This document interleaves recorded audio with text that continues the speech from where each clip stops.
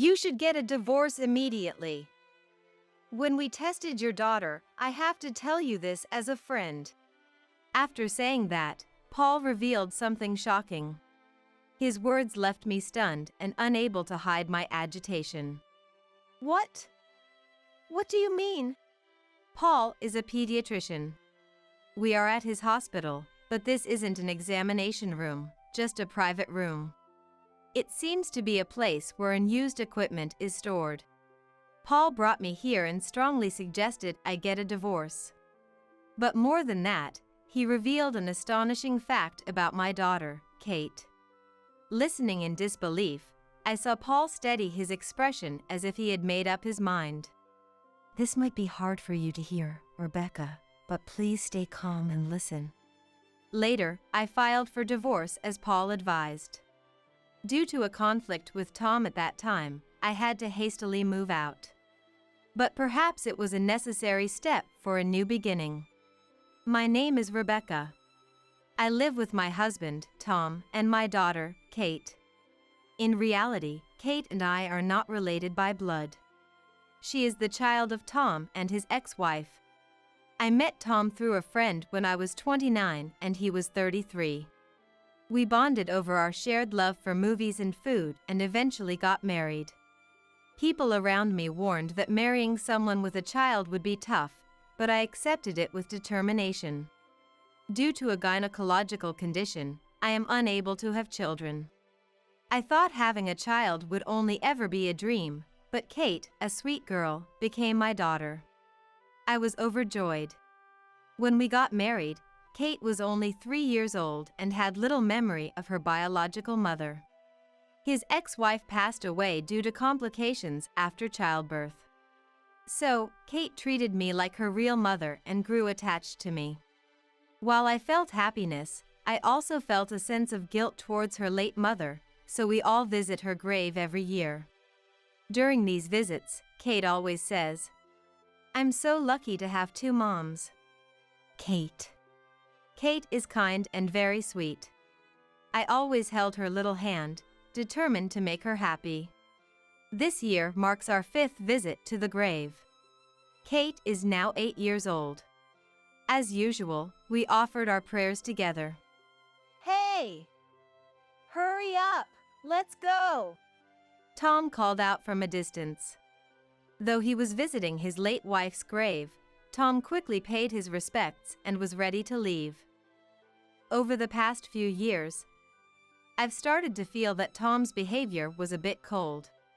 If I didn't prompt him, he wouldn't even think of visiting the grave, which made me feel increasingly uncomfortable. I wondered if it was because he was a man, but even so, it seemed too cold. Tom was still kind to me, which made the disparity even more noticeable. After getting married, I realized Tom tended to neglect Kate. He works in pharmaceutical research and is always busy. It seems he left all the child rearing to his ex-wife and didn't know much about Kate. Even at the beginning of our marriage, we had exchanges like this. "Where are Kate's health records?" Health records? Where could they be? Do we need them? Of course! They contain important information about her birth and vaccinations. Tom had no sense of responsibility as a parent. I eventually found the health records after a lot of searching, only to discover that more than half of the vaccinations she needed by age 3 had not been done. Panicked, I took her to get the shots. Vaccinations are indeed a moral obligation, but Tom simply prioritized work and forgot about them, which was exasperating. It was unbelievable that someone working in a pharmaceutical company could be so indifferent about these things. I couldn't trust Tom with Kate's care, so I took the primary role in looking after her. Taking care of sweet Kate wasn't a burden, it was a joy. However, when I realized that young Kate didn't feel her father's love, my heart broke. "Dad, he doesn't like me?" "That's not true, Kate. Dad is just busy with work. He cares about you a lot." "Yeah, right. Thanks, Mom." Sweet Kate. Just hearing her call me mom makes me so happy. But when Kate turned 10, Tom started to change a little. He offered to help with dinner. For me, who had started working part-time again, his offer was a relief. Maybe Tom finally felt he needed to do something as a father and husband. Although I thought it was a bit late, I decided to accept his offer. Thanks, Tom. Can I leave it to you on your days off? Yeah, of course. Looking forward to it. I expect great things. Tom, who had lived alone during his single days, was indeed a good cook. My burden was lightened, and my distrust towards Tom eased. I felt reassured that Tom also valued our family. But despite spending more mealtimes together as a family, Kate's mood started to change. Usually, everything was fine, but sometimes she would get upset and take it out on me. At first, I didn't understand why. Her teacher said there were no changes in her behavior, and she played happily with her friends. She had no complaints about her extracurricular activities or tutoring. But after observing her for a while, I figured it out. Kate sometimes felt unwell. That was why she was in a bad mood. She would have stomach issues and lock herself in the bathroom, struggle to wake up in the morning, or occasionally stay awake because she couldn't sleep. These bouts of illness happened about once every 3 months, and I thought she should get checked, so I consulted Tom. But it's not the same sickness each time, right? It's just occasional bad days. Well, that's true, but if she gets better quickly, it's not an illness. Don't worry. Rebecca, you worry too much. Tom didn't seem to take it seriously, and I began to think I was overthinking it. Indeed, it wasn't a constant issue, and the symptoms were varied. Even when I took her to the hospital, they said it was stress-related and prescribed some medicine. But I'm going to bed. What? It's only 7 p.m. I'm really sleepy. Good night. Kate rubbed her eyes and went to her room without taking a shower. Tom, who was doing the dishes, said, "Going to bed early and waking up early is a good thing." "Good night," he responded cheerfully. Didn't he think it was strange that she wanted to sleep 2 hours earlier than usual? I thought it might be pointless to consult Tom. The next day, I decided to take Kate to a different hospital. Kate, who looked exhausted, and I walked into the examination room together. I was surprised to see someone I didn't expect. Paul? Right. You changed your name after getting married. Long time no see. Paul, looking at the medical records, smiled. Paul, who went to the same high school as me, had become a pediatrician and worked at this hospital. I never thought I'd meet an acquaintance here. Paul, who was kind and secretly popular in our class, was still gentle and calm. Feeling reassured by the unchanged Paul, I reported Kate's recent symptoms. Her body doesn't show any particular signs of illness, but would you like to run some tests? Yes, please. Hearing this, Kate, who was sitting next to me, said, "Tests?" with an unhappy look on her face. Don't be upset. It's important to check your health, Kate. Okay. Good girl. Although she was almost 11, she was still just a child. Kate smiled innocently at my words. Paul also smiled at our interaction. You know, you two really look alike when you're together. What? You're like 2 peas in a pod. Hearing that, Kate and I exchanged glances. Even though we're not related by blood, we've grown to resemble each other as a family. It filled me with a warm feeling. Both Kate and I felt glad we came to the hospital today. The tests were over, and we were told to come back for the results later. Paul, at the end, said, If any symptoms bother you again, please come back. That made me feel reassured.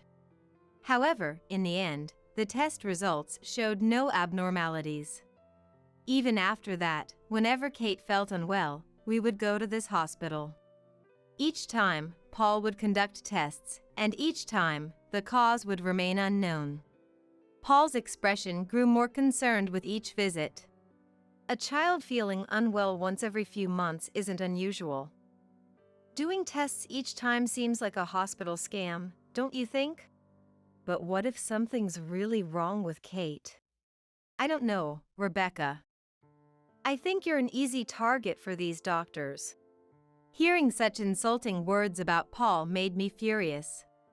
But I held back because I never wanted to argue with my husband in front of Kate. Seeing parents fight is one of the most distressing things for a child. Days passed dealing with occasional unexplained illnesses. Kate had turned 12 before we knew it. After a year of finding nothing, I started to think it was just common health issues during growth. One day, we went to the hospital as usual to hear the test results. While waiting in the lounge, Paul came over to me. He asked me to follow him and led us to a private room. It was a bit cluttered, seemingly used for storage most of the time. For about a year, we've done 5 tests in total. Yes. Did you find something in Kate's test this time? Calm down, Rebecca. Paul, with an unusually stern face, faced my anxious look. Then, with a serious expression, he said, I think I know you quite well, Rebecca. You're an honest and kind person, not good at lying. Why are you saying this all of a sudden, Paul? Rebecca, this is advice from a friend. Paul said something unbelievable. You need to divorce your husband immediately. Something terrible has been discovered through Kate's tests. What do you mean? I was shocked by the word divorce, but the mention of Kate heightened my anxiety.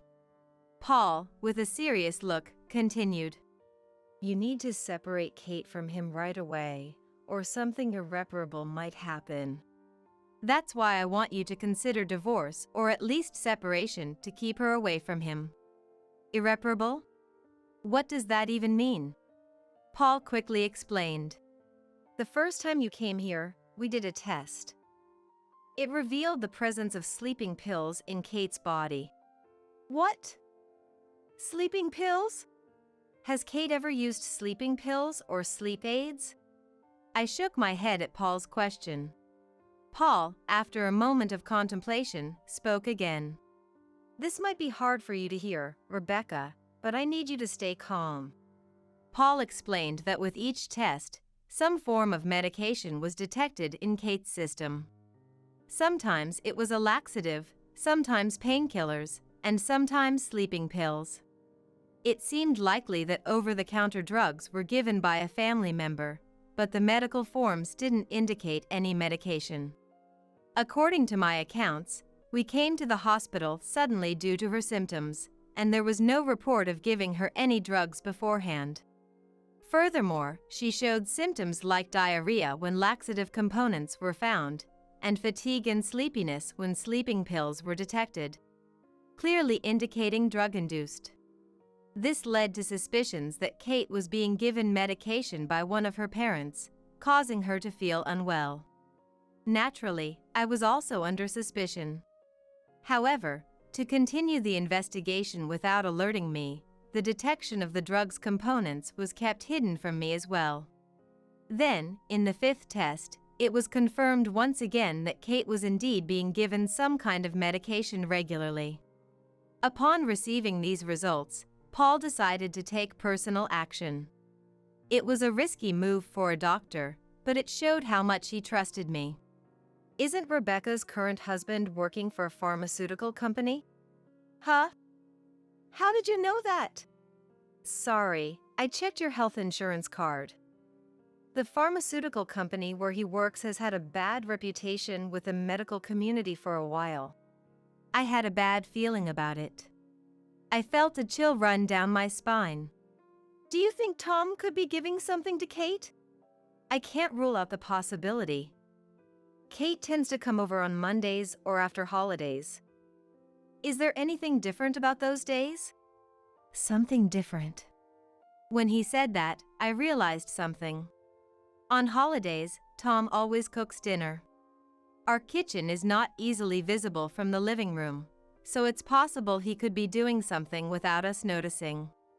Paul's words and my growing suspicion towards Tom were becoming more and more believable.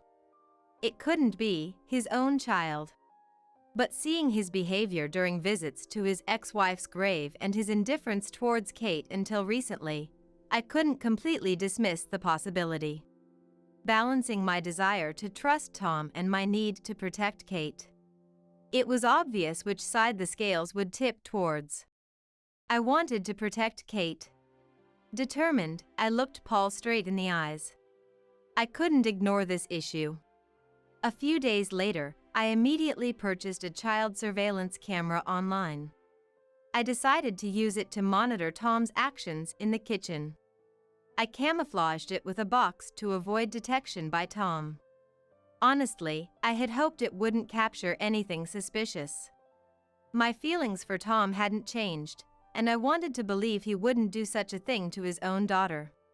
But that hope was shattered a month later.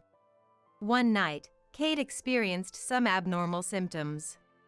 She had an upset stomach and kept running to the bathroom. Sensing something was wrong, I quickly checked the surveillance camera. What I saw was horrifying. Tom, preparing dinner as usual on the weekend. Taking something out of his pants pocket when he thought we weren't looking. A small bottle containing some kind of powder. He put it into one of the dishes. It was Kate's special soup bowl. Mixing the powder into the soup, his expression was not clearly visible from the camera. A mix of disbelief and anger surged through me. How could he give Kate something harmful? After saving the video, I went to the freezer. Since Tom cooked, we had been freezing Kate's leftovers. Frozen packs of Kate's soup. The remnants of that powder should be there. I made sure to push it further back to avoid Tom finding it. This was advice from Paul. Video alone would only be circumstantial evidence, so physical evidence was also needed. I calmed myself and prepared a glass of water for Kate, who had just come out of the bathroom. "Are you okay, Kate?" "Yeah. This happened before, right? Maybe my stomach is just sensitive." "Yeah. Maybe." Kate, looking exhausted and drinking the water, seemed in pain. I didn't want to hurt Kate by letting her think it was her own body's fault. I firmly vowed to protect her from harm, even if it was her own father. I gathered all the evidence and prepared to confront Tom. On Saturday, as soon as Kate went out to meet her friends as planned, I seized the moment to speak to Tom. "What? You said you had something important to talk about." Before that, I questioned Tom, who was sitting on the sofa with his usual expression. "Tom, are you hiding something from me? Not just from me, but from Kate too." "Hiding something? What do you mean?" For a moment, Tom's eyes flickered. I didn't miss that and said, "Take a look at this." Pulling out my smartphone. I had recorded the footage on my smartphone. The screen showed Tom putting something into a powder. Tom was shocked when he saw it, and I spoke in a firm tone. "What is this? What are you giving to Kate?" "It's a misunderstanding. This is a supplement. A sample from my workplace." I had anticipated such an excuse. But to say it so smoothly. He must have been thinking about how to get away with it even if he was found out. Clenching my teeth, I said, "Lies won't work. I've already had that meal preserved and analyzed." "Preserved? Rebecca, what are you doing?" "A laxative was found." "Tom, are you giving laxatives to a child as a supplement?" "That is." Tom's eyes darted even more. Feeling anger towards Tom for trying to lie, I said mercilessly, Excuses won't work. We've been finding substances in Kate's tests at the hospital. What? Rebecca, you said the tests were clear. That's why. So you continued mixing the drugs? Tom fell silent at my loud voice. That silence was like admitting to it. I wasn't lying when I said the tests were clear because that's what I was told. Maybe I should be grateful to Paul for this. Thanks to him, I could face Tom without any hesitation, even though I'm not good at lying. I asked Tom the most important question. Why? Why are you doing this? What do you gain from it? Knowing he couldn't talk his way out of it anymore. Tom took a deep breath and said something unbelievable. You're exaggerating, Rebecca. I just did a little experiment on Kate. What? An experiment? What I gave to Kate was a trial product my company is developing. It's like a clinical trial. I couldn't understand what Tom was saying. He didn't even look apologetic, so he might not think he did anything wrong. My face turned pale. You were giving that to Kate? Calling it that is rude. It's a new drug packed with our latest technology. It's a good thing to give it to her. A good thing. I pounded the table in frustration. You gave her laxatives and caused diarrhea even though she wasn't constipated, gave her sleeping pills and disrupted her routine. And you call that a good thing? Calm down. This is a necessary human experiment. Human experiment. Tom's laughter scared me. Maybe I was dealing with a truly dangerous person. A feeling of fear welled up. But I had to be brave. If I lost here, Kate would be in danger. An experiment. You just said you did an experiment on our daughter. That's right. It's hard to tell how much works with just animals. We could recruit for clinical trials. But that's expensive and time-consuming. With my own daughter, I can monitor her regularly and there's no added responsibility. It's an easy and cheap method, right? My body was trembling. It wasn't from fear. I was shaking with anger. I couldn't believe that Kate had suffered so much because of this. Don't be ridiculous. Tom, you aren't even a parent. You aren't even human. That's too much, Rebecca. The Tom standing in front of me no longer looked like a person. He reached out to me with a sickly sweet voice. I love you, Rebecca. That's why I never gave it to you. You knew it was dangerous, so you didn't give it to me? Then why did you give it to Kate? Because Kate is my daughter. It's only natural for a daughter to help her father with his experiments. His words were treating our child as his property. This man isn't a father. He's not even human. There's no point in saying anything more. I handed Tom the papers I had been hiding. This is pointless. Let's get a divorce. A divorce? Of course, I'll be taking Kate. With all this evidence, there's no way you'll get custody. And you just gave another damning statement. I showed him the divorce papers along with a hidden voice recorder. When I pressed play, Tom's horrible words filled the room again. I stopped it quickly, not wanting to hear more than necessary, and for the first time, Tom looked shaken. No! I don't want a divorce. Now he doesn't want a divorce? I looked at Tom with cold eyes. I've already signed my part, now you sign it too. But I love you, Rebecca. I don't love you anymore. I said it firmly. There's no love left for Tom, who has only hurt Kate. It will be hard for Kate from now on. But I can't leave her with someone who talks about human experiments. No, Rebecca. Don't cry. Just sign it. As Tom started crying, I felt my emotions growing colder. Tom had loved me before and after our marriage. But his love was twisted. I can't accept such love. After Tom signed, I took the divorce papers and left the house. I drove straight to the courthouse. Just as I was about to submit the papers. No! I can't! I won't let you! Tom! Tom arrived the moment I handed out the paper. Tom had followed me, probably in his car. He was completely mentally broken, ignoring the stares of others. He clung to my shoulder. Let's try again! I'll never do anything like that again! Stop it, Tom! With so many people watching, I was flustered. The courthouse staff just observed us. Maybe they see family drama like this often. But when Tom tried to forcefully pull me away, someone finally intervened. That person was Kate. What are you doing here? It was our daughter, Kate, the victim in this whole ordeal. She stepped between us and leaned towards me.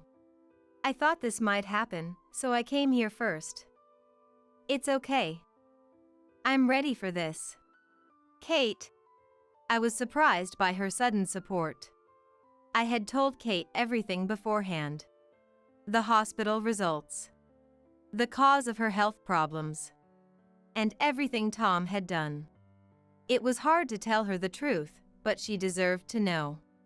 When Kate learned everything, she was shocked but also seemed to understand. So that's why I felt sick only when Dad cooked. Kate, did you know? Yeah. I'm not a little kid anymore. It's astonishing how children grow up so fast. Come to think of it, she'll be in middle school next year. She had grown up so much, my daughter. Feeling a bit emotional, I told Kate that Tom and I would be having a serious talk soon. I also mentioned that divorce might be a possibility. Although I hadn't told her today was the day, smart Kate had figured it out. Perhaps her excuse about meeting a friend was a lie. She must have left the house early and waited at this courthouse. Kate! Convince Mom not to do something stupid. Still thinking Kate knew nothing, Tom said that. However, Kate's sharp gaze made Tom's shoulder twitch. Dad, I know everything. That's why I can't be with you anymore. Kate. A dad who gives his daughter strange drugs is scary. As soon as Kate said that firmly and loudly, the atmosphere in the courthouse changed. There was a stir, and the looks from those around us became harsh. Didn't that girl just say she was given drugs? By that father? Isn't that serious? The murmurs of the people reached Tom's ears, making him turn pale. And then, "Excuse me. Can we have a word?" Huh? The police? A police officer who happened to be there approached us. The officer grabbed Tom's arm as he tried to escape. I've been concerned since earlier. Her comment really caught my attention. I'm sorry, but could you and your daughter come with me too? Yes. Things were escalating quickly. But perhaps this was a good turn of events. With his arm still held by the officer, Tom's face turned even paler. I didn't do anything. We'll hear more at the station, so let's go. Okay. With the stern officer glaring at him, even Tom couldn't resist. He silently began to walk beside the officer. Once quiet, Tom was put into a different police car from us and taken to an interrogation room. Kate and I spoke with another officer and submitted evidence. The hospital was also contacted, and Paul cooperated with his testimony. It became increasingly difficult for Tom to escape the situation. Tom was eventually arrested. The interrogation took several days. During that time, I made sure to submit the divorce papers again. I was relieved to gain custody smoothly. Tom had done something truly unforgivable. The moving process was also done hastily. I decided to move to a place Tom wouldn't know while he was still detained. Luckily, there was an available apartment near Kate's school, so I signed the lease. But staying so close might mean Tom could find us once released. I still had that worry. What if Tom barges in again? However, such worries turned out to be unnecessary. Tom wasn't just detained, he was indicted. The reason was Tom's job at a pharmaceutical company. During the interrogation, questioning about drug management and experiment data revealed the company's overall misconduct. Poor drug management, falsified experimental data, and a different manufacturing process than reported to the authorities. All these were extremely malicious, and what seemed like a family issue turned out to have nationwide implications. The police took this seriously and changed the way they handled the case. Tom, holding an important position in the company, was seen as highly responsible and was indicted. The scandal at a major pharmaceutical company became big news and was sensationally covered by the media for a while. I could only watch in stunned silence. In the end, Tom was fined and sentenced to 2 years in prison. I felt genuinely relieved that I had divorced him before it came to this point. If Paul hadn't urged me to get a divorce back then, our family might have been stigmatized for having a criminal in the family. I feel bad for Tom, but I didn't want to be involved. I can't thank Paul enough for his advice. I felt relieved, but there was one problem. Our household income suddenly dropped. Regrettably, our family had been relying on Tom's high income. I'm taking him to court to ensure he pays child support, but I never know when he might stop paying. I also looked for a full-time job, but it was hard to find one quickly. We were facing financial hardship. Just when I was feeling hopeless about our financial future, I got a call from an unexpected person. It was from Tom's mother, my mother-in-law. My mother-in-law, Sarah, lives alone far away. She's always been a rather cold person who doesn't involve herself much in her son's family affairs. When I attended family meetings as Tom's second wife, she never seemed very interested. I don't really know much about what kind of person Sarah is. Sarah spoke calmly on the phone. "I'm sorry, Rebecca. I'm really sorry Tom did that. No, it's..." Even though I did it to protect Kate, I knew that I had been the one to push Tom into a corner. I was prepared to be blamed by Sarah, Tom's mother. But Sarah didn't seem to have any intention of blaming me. I should have opposed his second marriage. I was worried about Kate and thought it would be good for her to have a mother. But I'm done with Tom. Then, Sarah offered to give Kate a living inheritance. I was surprised by her sudden offer. "Are you sure, Sarah?" "It's fine. I've already saved for my old age, and I was thinking of leaving the rest of my estate to my only son, Tom, but now..." Sarah spoke with a hint of sadness in her voice, explaining that she had been receiving frequent letters from Tom in prison. I thought they might be letters of affection for his mother, but they weren't. They were demands for money and requests for job placements. I was thoroughly disgusted with Tom, burdening his mother even in her old age. "He would just waste it if I gave it to him. I'd rather give it to my granddaughter, Kate." Sarah. I realized I had misunderstood Sarah. She seemed uninterested, but she genuinely cared. "Of course, we'll keep this a secret from Tom. I'll tell him I used it all myself. Thank you so much, Sarah." I thanked her repeatedly. Of course, I couldn't rely solely on this inheritance. I eventually found a full-time job and started anew. Apparently, after Tom was released, he tried to find Sarah, but she had already moved into a nursing home, so he couldn't locate her. No wonder. I was the one who arranged her admission. We also moved for the second time when Kate started middle school. Everyone in town knew about the court troubles, so we decided to move far away. Kate was happy to move and start fresh in middle school. Now, Tom has no idea where either his parent or his wife and daughter are. It seems sad that he has been abandoned by both, but it's his own fault for trying to conduct inhumane experiments on his daughter. People who don't value their family won't be valued by them. It's as simple as that. Tom had to learn this lesson the hard way. And as the years passed, Kate turned 18. Kate had grown into a young woman and had already surpassed my height. Today, Kate is leaving home. Kate, who is heading to college in Boston, is about to start living on her own. Worried, I kept giving her advice at the door before she left. Kate gave me a wry smile. I'm going to be fine. Mom, you should focus on your own happiness. She leaned in close as if sharing a secret.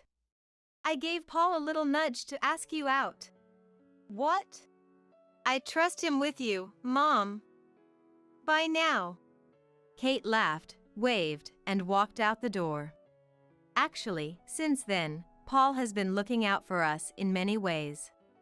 Sometimes he takes us out for meals or gives us gifts. I was taken aback. Kate really has grown up. No, she's already 18. An adult. Her thoughtful words about caring for me made me happy. My sweet, considerate Kate. The memories of the time spent with my beloved daughter are enough to make me feel fulfilled. Feeling content, I looked up at the sky from the doorway. There, the clear blue sky stretched out endlessly. Before moving to this neighborhood, I thought it was just a regular residential area. But it turns out, this place is really active with community events. As a result, interactions with neighbors have become frequent, and now almost everyone is familiar with each other to the point where an unknown person loitering around raises suspicions. Plus, everyone's really conscious about security. Every 6 months, there's a safety meeting where adults and kids from around the area participate, attending lectures on prevention and presenting research findings. The first time I attended, I was surprised by how informative it was, but everything I learned has been useful in daily life. That's why I'm very careful with key management and always check the doors with my son before we leave the house. But sometimes, when I come back home, I feel like the atmosphere or the vibe is different, as if something's off. It's not like there's a lingering scent, but just a feeling of discomfort. My son Keith has also mentioned in secret that he feels like someone has been in his room. The only one in our family who seems completely oblivious to these vibes is my husband Tanner. Really? I don't get that vibe at all. He says with a dismissive laugh, making me regret even mentioning it. Tanner works in the General Affairs Department of a trading company and has started working from home 3 days a week, according to the company's policy. I work at a shop, so I have to go to work every day. Keith is also out most of the time with school, clubs, and tutoring. So, I thought if Tanner doesn't feel anything, then it must be nothing, but then I had a realization that made me completely distrust his words. Because of the strong community ties here, neighborly interactions are quite deep. I've gotten to the point where I occasionally have tea with my neighbor Virginia, inviting each other over to our houses. One day, after coming back from work, she caught me and invited me to her house with a serious look on her face. This was unusual, so I was a bit curious but went over. Tanner is working from home these days, right? She asked seriously. When I confirmed, Virginia awkwardly started. I was planning to distribute some flyers to your house today. But I was in the middle of hanging laundry and couldn't step away, so I asked my son to do it, Virginia said. Her son, a college student, happened to be home for spring break. He's always cooped up at home playing video games, so I thought it'd be good for him to get out. I had to push him a bit, but he reluctantly agreed to deliver the flyers and also grab some toilet paper from the supermarket on the way. I watched him go to your house and ring the doorbell, just observing from the balcony while I hung the laundry. The rule I mentioned is about handing out flyers directly whenever possible, which is unique to our area. It seems that increasing face-to-face interactions with neighbors helps in preventing crime. After my son rang your doorbell a couple of times, your husband appeared to come out in a bit of a hurry. But then, someone else sneaked out of the back door of your house. What? I exclaimed loudly, surprised. I was at work, and Keith was at school and then tutoring. He shouldn't have been home. Could it have been one of Tanner's co-workers? But they wouldn't need to sneak out of the house. As I urged her to continue with a sense of foreboding, Virginia said with a sympathetic look, "That was Lucy. Her perm and frizzy hair are unmistakable. She probably thought Abigail or Keith was coming back and hurried out the back. She's had similar issues before, so I was a bit worried. I didn't want to meddle, but I thought you should know." While I was grateful to Virginia, the mention of similar issues caught my attention. Virginia isn't the type to spread rumors or baseless stories. If she says it was a problem, there must have been something.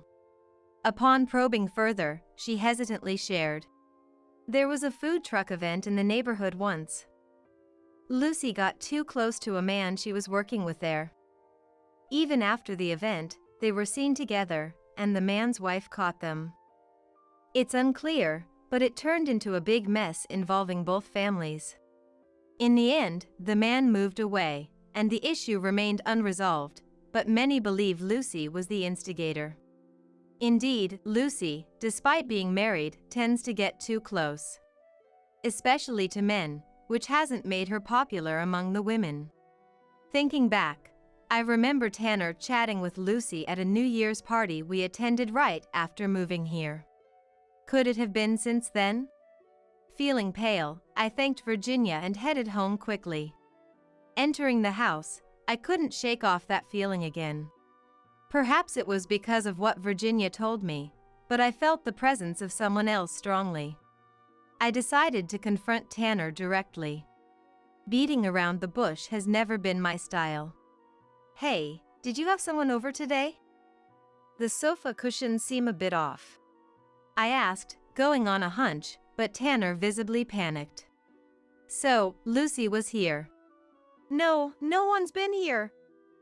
I was just working in the living room, changed the sofa around a bit for a change of scenery."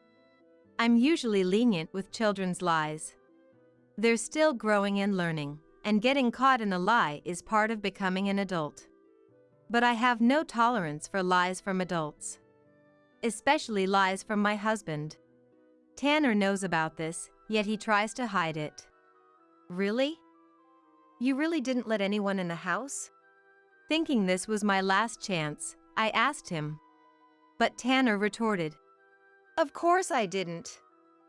Abigail, you keep saying you feel someone's presence, but maybe you're just being overly sensitive because of the high crime awareness in our area?" At that moment, I was convinced Tanner was having an affair. After that, I started to watch his actions more carefully than ever. When I looked at his behavior with that in mind, it all seemed very suspicious. I found hair that probably belonged to Lucy in Tanner's office, and worse, there were signs someone had been in our bedroom. I couldn't understand how he could leave messages exchanged with her so carelessly while he was showering. The messages they sent each other, talking about how exhilarating and exciting it was to meet, only filled me with contempt. But just hair and screenshots of messages felt like weak evidence. From what I could see in their messages, Tanner and Lucy hadn't made any explicit plans to meet, which might allow them to claim they were just friends. It seems they were communicating within a range that could barely be considered platonic. It seemed I had no choice but to catch them in the act. Wandering around the house with these worries, even Keith must have thought I was acting strange. One day, Keith whispered to me, "Hey Mom, you've been looking for something a lot lately." "I know." I panicked, thinking he had realized I was searching for evidence of Tanner's affair, but Keith's thoughts were purely childlike. Our house must have a ghost. That's what you're looking for, right? I'll help you catch it for Mom. I remembered once mistakenly asking about ghosts online, thinking it was a paranormal issue. Perhaps it's a case of like mother, like son? Ignoring my reassurances that it was nothing, Keith began excitedly explaining. I saw how to catch ghosts in an anime. I'll set traps in the room, and if a ghost gets caught, I'll get rid of it for you, so don't worry, Mom. The trap he set up was so simple it could hardly be called a trap, but it was harmless enough that even if Keith got caught in it himself, he wouldn't be injured.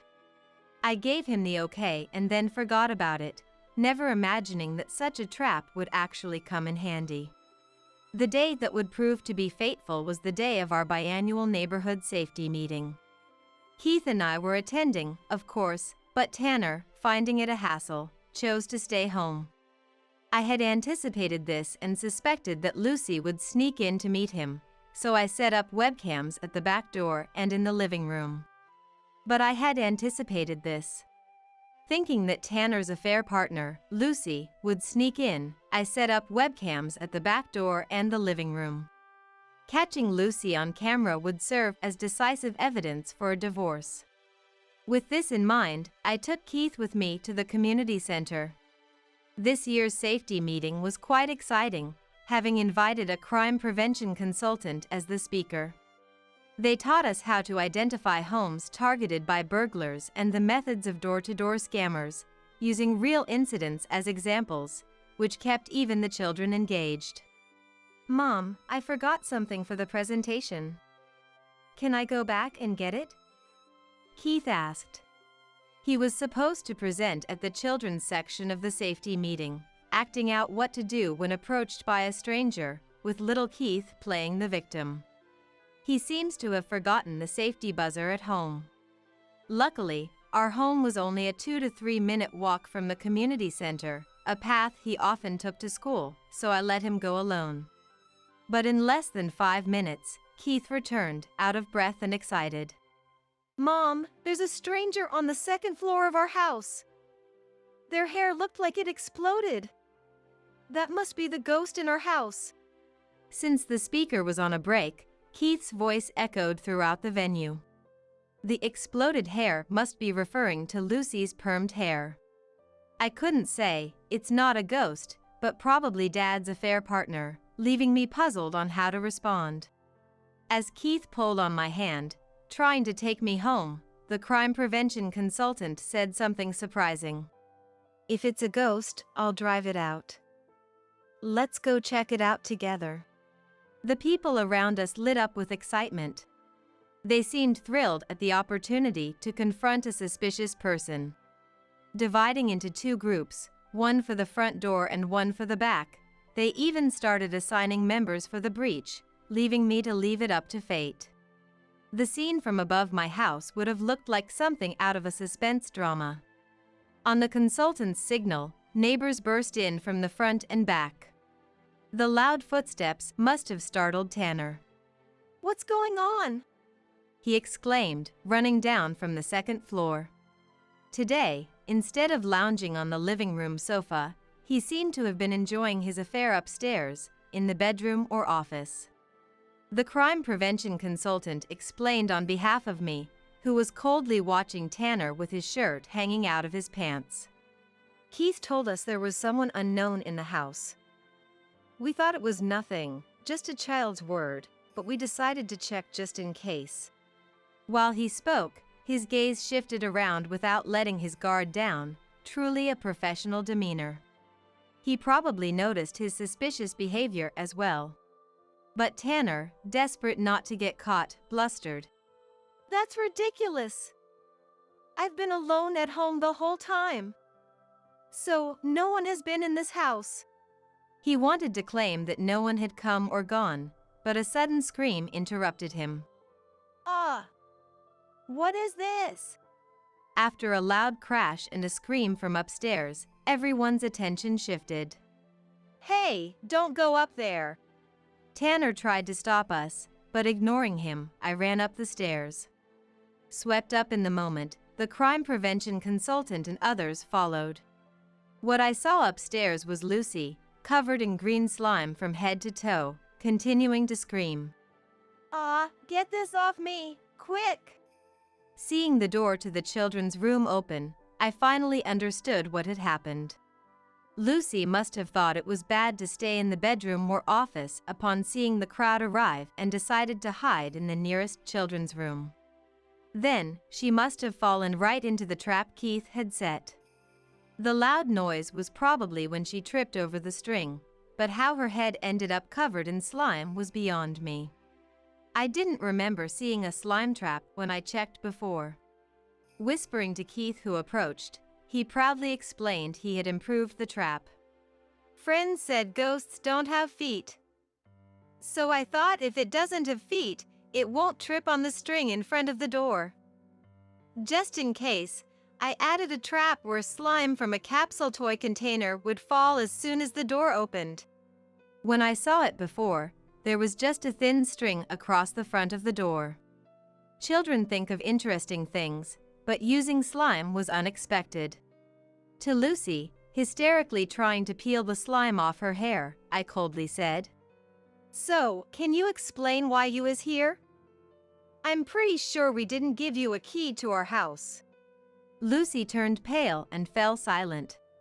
I turned to Tanner, surrounded by neighbors, and spoke. You said earlier that you were the only one here, but that wasn't true, was it? Can you explain why Lucy was on the second floor? Despite having so many witnesses, Tanner was stubborn. Well, that's because I had something to ask Lucy about the neighborhood. I swear, there were no ulterior motives. Believe me, Abigail! Tanner exclaimed. I was incredulous.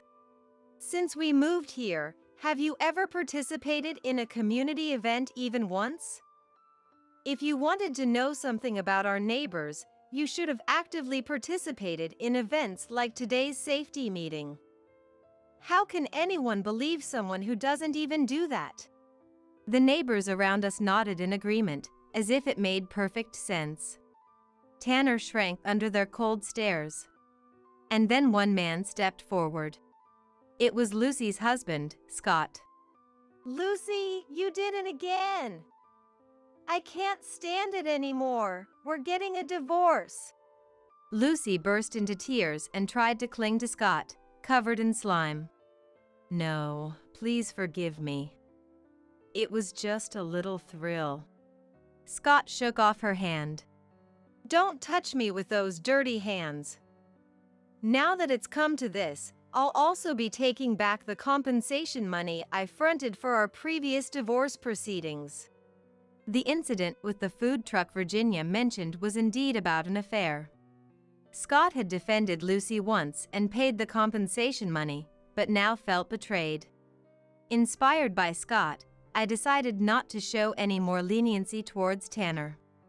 Tanner, you've left all the community interactions to me and used working from home as a cover for your affairs. I'm getting a divorce, so prepare yourself. Tanner looked utterly shocked. Abigail, I'm sorry. I was tempted by the devil's whisper. I won't do it again. Please forgive me. No matter what was said, my heart wouldn't budge. Tanner must have known he was the reason Keith and I felt uneasy about the presence of someone else in our home. Yet, he chose to continue seeing his affair partner, Lucy, over addressing our fears.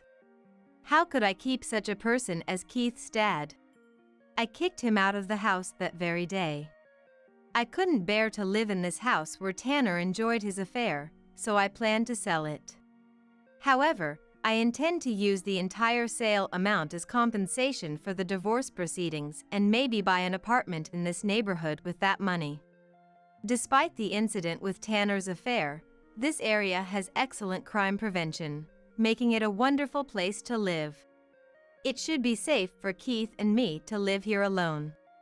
Adding up the compensation money I plan to claim from Lucy, I should be able to purchase a more secure home than the current one. I'm considering asking that crime prevention consultant for advice on how to choose a safe apartment.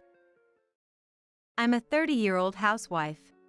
My husband, Thomas, is a 32-year-old office worker, and we have 2 children, our 5-year-old daughter, Karen, and our 2-year-old son, John. Becoming a mother to Karen was the reason I became a housewife, though I originally worked at the same company as Thomas. We had what you might call an office romance. Although Thomas and I were in different departments, we often visited each other's desks, and after he initiated contact, we started dating when I was 23. At first, we kept our relationship a secret, but as people began to notice, we received a lot of support and eventually got married. Soon after our marriage, I got pregnant with Karen and gave birth the following year. I had planned to return to work after maternity leave, but Thomas said, "I want Megan to take care of the home, and I want Karen to spend a lot of time with her mom. I'll work hard and earn for us." Encouraged by this, I decided to quit my job and stay at home. Fortunately, Thomas earned a decent income, and I agreed to his wish. As a housewife, I gave birth to our second child, John, 2 years ago, and our family of 4 has been living together since. With just Karen, it was manageable, but having 2 children made me worry about saving for the future on just Thomas's salary. After discussing it with Thomas, we decided it was time for me to go back to work. However, just as I had finally found a job, Thomas dropped a bombshell. He was being sent on a solo assignment. "I have to go to the Seattle branch for at least a year, maybe 3, starting in 2 months. "What? Seattle? But I've just found a job. This is really inconvenient." "Can't be helped. It's already decided." "What about the kids' daycare and their friends?" "Why are you bringing up their friends?" "Because moving to Seattle means saying goodbye to them." "Ah, sorry, that came out wrong. I'll be going to Seattle alone. I've told my mom and she's okay with it because Megan will be there for the kids. It'll be fine." "You're going alone? But your company could have refused, right? Why didn't you discuss this with me? I wanted you to be there for the kids as their dad." "Quit nagging. It's decided. The kids will be happy with Megan, their mom, by their side. And about your job, it's just a part-time job. The pay is barely pocket money. Just quit it. After this assignment, I'll be up for promotion." "What about the kids? They're still so young to be away from their dad." "Honestly, taking care of the kids has been a hassle. They're not even that attached to me since I'm always at work. They'll be fine without me." This was Thomas's rationale. But back at the company where I used to work, even though they would ask about relocating to a distant location, married employees could refuse without it affecting their evaluation. So, I believe Thomas must have been approached about this a few months ago, agreed to it, and then received his official orders, all without consulting me. Finding out this way, without any discussion on such an important matter, really upset me. And it was the first time I learned he thought taking care of the kids was a hassle. Sure, he'd avoid going out on his days off, claiming he was tired from work, but hearing him say it outright really hurt. The only saving grace was that the kids were asleep during this conversation and didn't hear any of Thomas's words. By the way, I live in Atlanta, so Seattle is a plane ride away. After discussing it with Thomas, we made several promises: to video call once a week, always return messages, keep each other updated regularly, and for him to spend time with the kids when he's back. For now, despite my anxieties, I've decided to send him off with a good spirit since complaining won't change anything. In the first few months after Thomas left for his solo assignment, he kept his promise to video call, sent presents for the kids' birthdays, and always came back for long vacations. fulfilling his role as a dad during Christmas and Thanksgiving within his limited time. However, as time passed, he started using his busy schedule as an excuse to reduce the frequency of our video calls and began to ignore my messages, essentially breaking most of our agreements. With support from both our parents, I started working, and last year, I began working as a full-time employee. About a year and a half after Thomas started his solo assignment, I received a message from my former coworker, Savannah. Megan, did you and Thomas split up? No.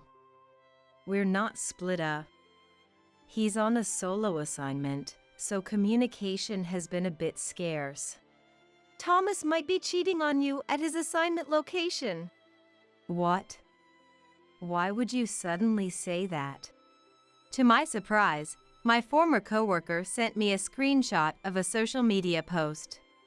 It showed Thomas with a woman in her mid-20s, both smiling and showing off rings on their ring fingers, with the caption "Getting married soon." Who is this? Wait, getting married as in marrying Thomas? I'm not sure, but a colleague of mine, Steven, who went to the Seattle branch, said he saw Thomas walking closely with a woman when he tried to invite him for drinks after work. Savannah continued to share what she learned. Steven, upon spotting Thomas with the woman, called out to him without thinking, but the woman said, "Thomas has always been so helpful," making Steven realize something was off for the first time. Thomas seemed pale, but the woman, unfazed, even invited Steven to join them for a meal. Apparently, both Thomas and Steven initially declined, but a colleague from the Seattle branch of Thomas's office was eager to join. I'm going to join the dinner too. He seemed enthusiastic about it, and that led to a strange dinner where they ended up exchanging social media contacts with the woman Thomas was cheating with. Of course, Thomas made Steven swear to secrecy, and Steven agreed. I'm dating Steven. That's why I was using his phone when I got a social media update notification. It was annoying on the screen, so I was going to delete it but ended up tapping on it. Savannah said with a bitter expression. When I confronted Steven about it, he confessed everything. Since Thomas is his senior, he felt he couldn't speak up after being told to keep quiet. I'm really sorry. Savannah said that and bowed her head to me. No, thank you for telling me.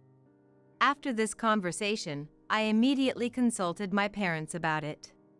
I wanted to hire a detective, but, having just started working, I didn't have the disposable income.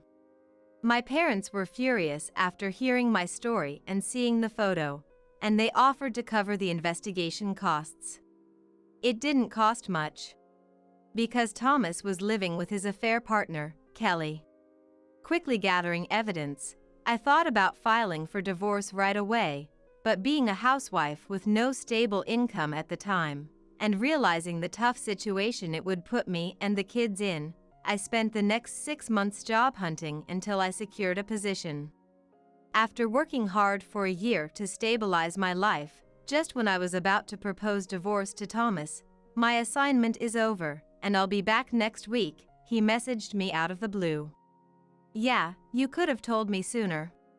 I swallowed those words and asked Thomas about his return schedule, deciding to welcome him back. On the day Thomas was supposed to return, I couldn't make it because of work, and the kids were at my parents' house, so Thomas was supposed to come back to an empty house.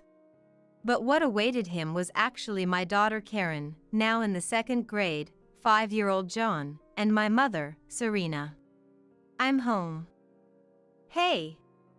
Megan? No one's here to welcome me back? Thomas, weren't you supposed to come back later? Huh? Serena?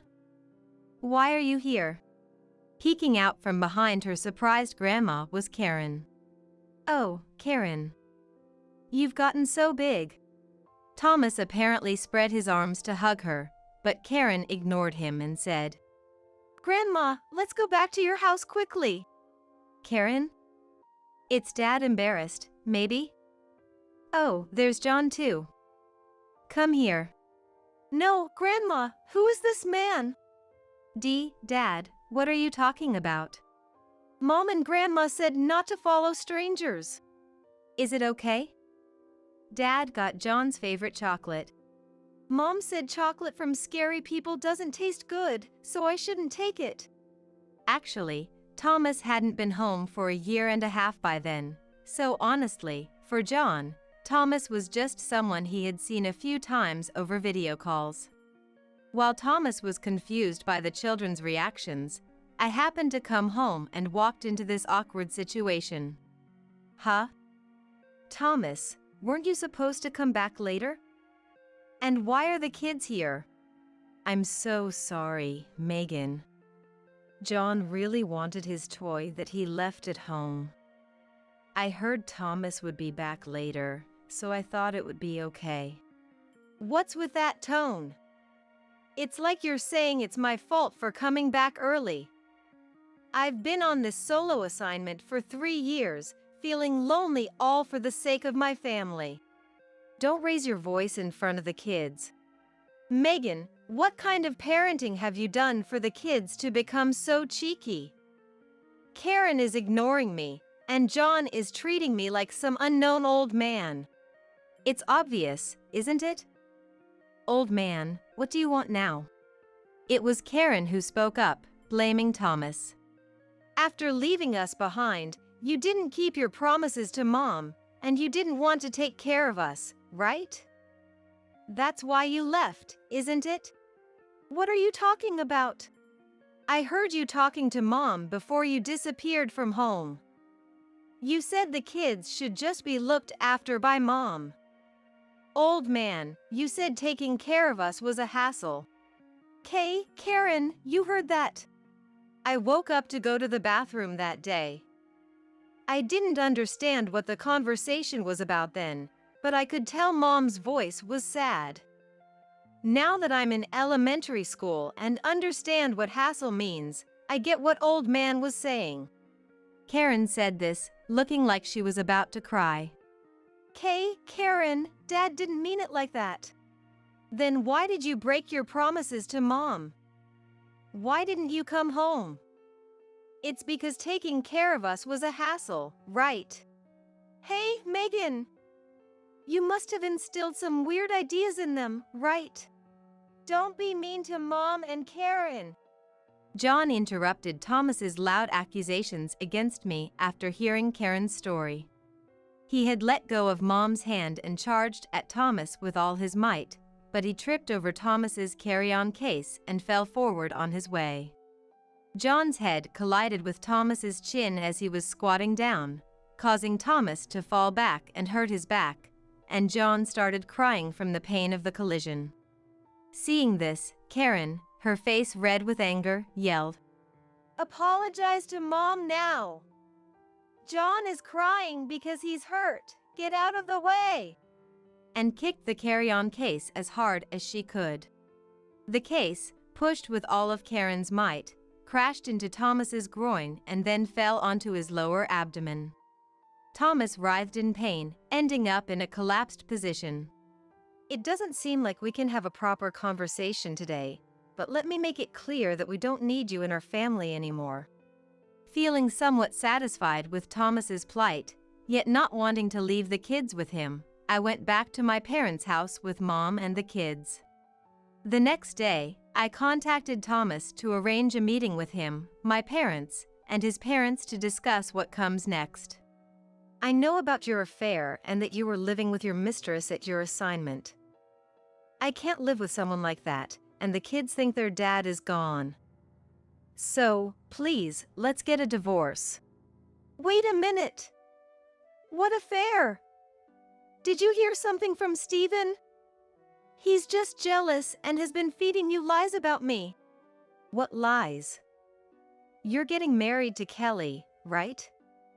And I have proof that you two were living together. I said this, laying out the printed screenshots of Kelly's social media and evidence from the detective on the table. Thomas, this is not what I heard. Could it all be Megan's misunderstanding? I don't know what story Thomas has told you, but the truth is he was living with a woman named Kelly during his assignment. Moreover, she's planning to sue him for marriage fraud, claiming they were engaged to be married. What? It was just a fling. Megan is the one I truly love. And the kids? The kids too. Saying it like an afterthought doesn't make you fit to be their dad. I said this, glaring at Thomas. In the end, Thomas, facing the fury of my father-in-law, Kendrick, signed the divorce papers then and there, agreeing to the alimony and child support claims, finalizing our divorce. Thomas had spent a significant amount of money on his life with Kelly, claiming to me his salary had decreased, which was also revealed to be a lie, and I ended up receiving all assets without division. Kelly also sued him for compensation for breaking off their engagement and additionally for a settlement over marriage fraud, leading Thomas into debt. It seems Stephen had contacted Kelly through social media. While it's unclear if what Thomas did to Kelly qualifies as marriage fraud, Kendrick's scolding led him to settle with her as well. Moreover, Kelly came all the way from Seattle to our home in Atlanta, stormed into the company, and exposed Thomas's double life. As a result, Thomas, who was supposed to return and get promoted, ended up being demoted to a remote branch. As for me, after staying at my parents' house for a while, I started dating a man I had a connection with. Actually, while Thomas was on his solo assignment, an old childhood friend, William, had been affectionately looking after my children. Due to an illness he suffered as a child, William was infertile and had given up on the idea of marriage and having children of his own, which made him all the more affectionate towards my kids. When my divorce was finalized, William confessed, "I want to watch Megan's children grow up. More than anything, I want to be by Megan's side." At first, I hesitated because I hadn't sorted out my feelings, but after a few months since divorcing Thomas, seeing how much the kids adored William and how much he had supported me emotionally, I accepted his feelings since I had grown fond of him as well. I can't think about remarriage yet, but for the happiness of my children, I'm willing to do whatever I can. Something feels off. I try to pinch my cheeks to ward off the sudden wave of sleepiness, but it's utterly ineffective. There wasn't anything particularly exhausting about today, just a meal at my in-laws. And I'm not usually short on sleep. Why then, I wonder drowsily, when I hear my husband's laughter. Good night, LOL. I'll make sure you have sweet dreams. My name is Lila. A 24-year-old office worker, newly married to Riley, who is 5 years my senior. We met through a friend and, after dating for 2 years, were happily married. We had a grand wedding recently and received blessings from many people. Just as I was dreaming about our happy married life ahead, an unexpected misfortune struck. Emerson, my mother-in-law, suddenly fell ill and passed away in no time. Emerson was cheerful and very kind, delighted when I first went to greet her. Nice to meet you, I'm Lila. Oh, what a joy to have such a lovely woman as my son's wife. I've always dreamed of having tea time with my son's wife. I'd be delighted. Please, let's have tea time together. Though I was nervous, Emerson welcomed me with a full smile, making me feel at ease and fond of her. We had planned to have tea time together after the wedding settled down, but that dream was shattered with Emerson's passing. We were busy with Emerson's funeral, sorting out her belongings, and handling the inheritance, finally settling down a year later. Then, I got a call from Trevor, my father-in-law. Layla, how about a meal at our house next weekend night? I'm thinking of ordering takeout. Yes, of course. Thank you. So, I was invited to dine with Trevor next weekend night, along with Riley. Trevor ordered Singaporean cuisine, which he loves, and we enjoyed the feast. The three of us gathered around the dining table. It was my first time trying Singaporean cuisine, and everything was delicious. Except the soup tasted oddly. Curious, I asked my husband. Hey Riley, doesn't this soup taste a bit strange? That's just how this dish is. You're not used to Singaporean cuisine, haha.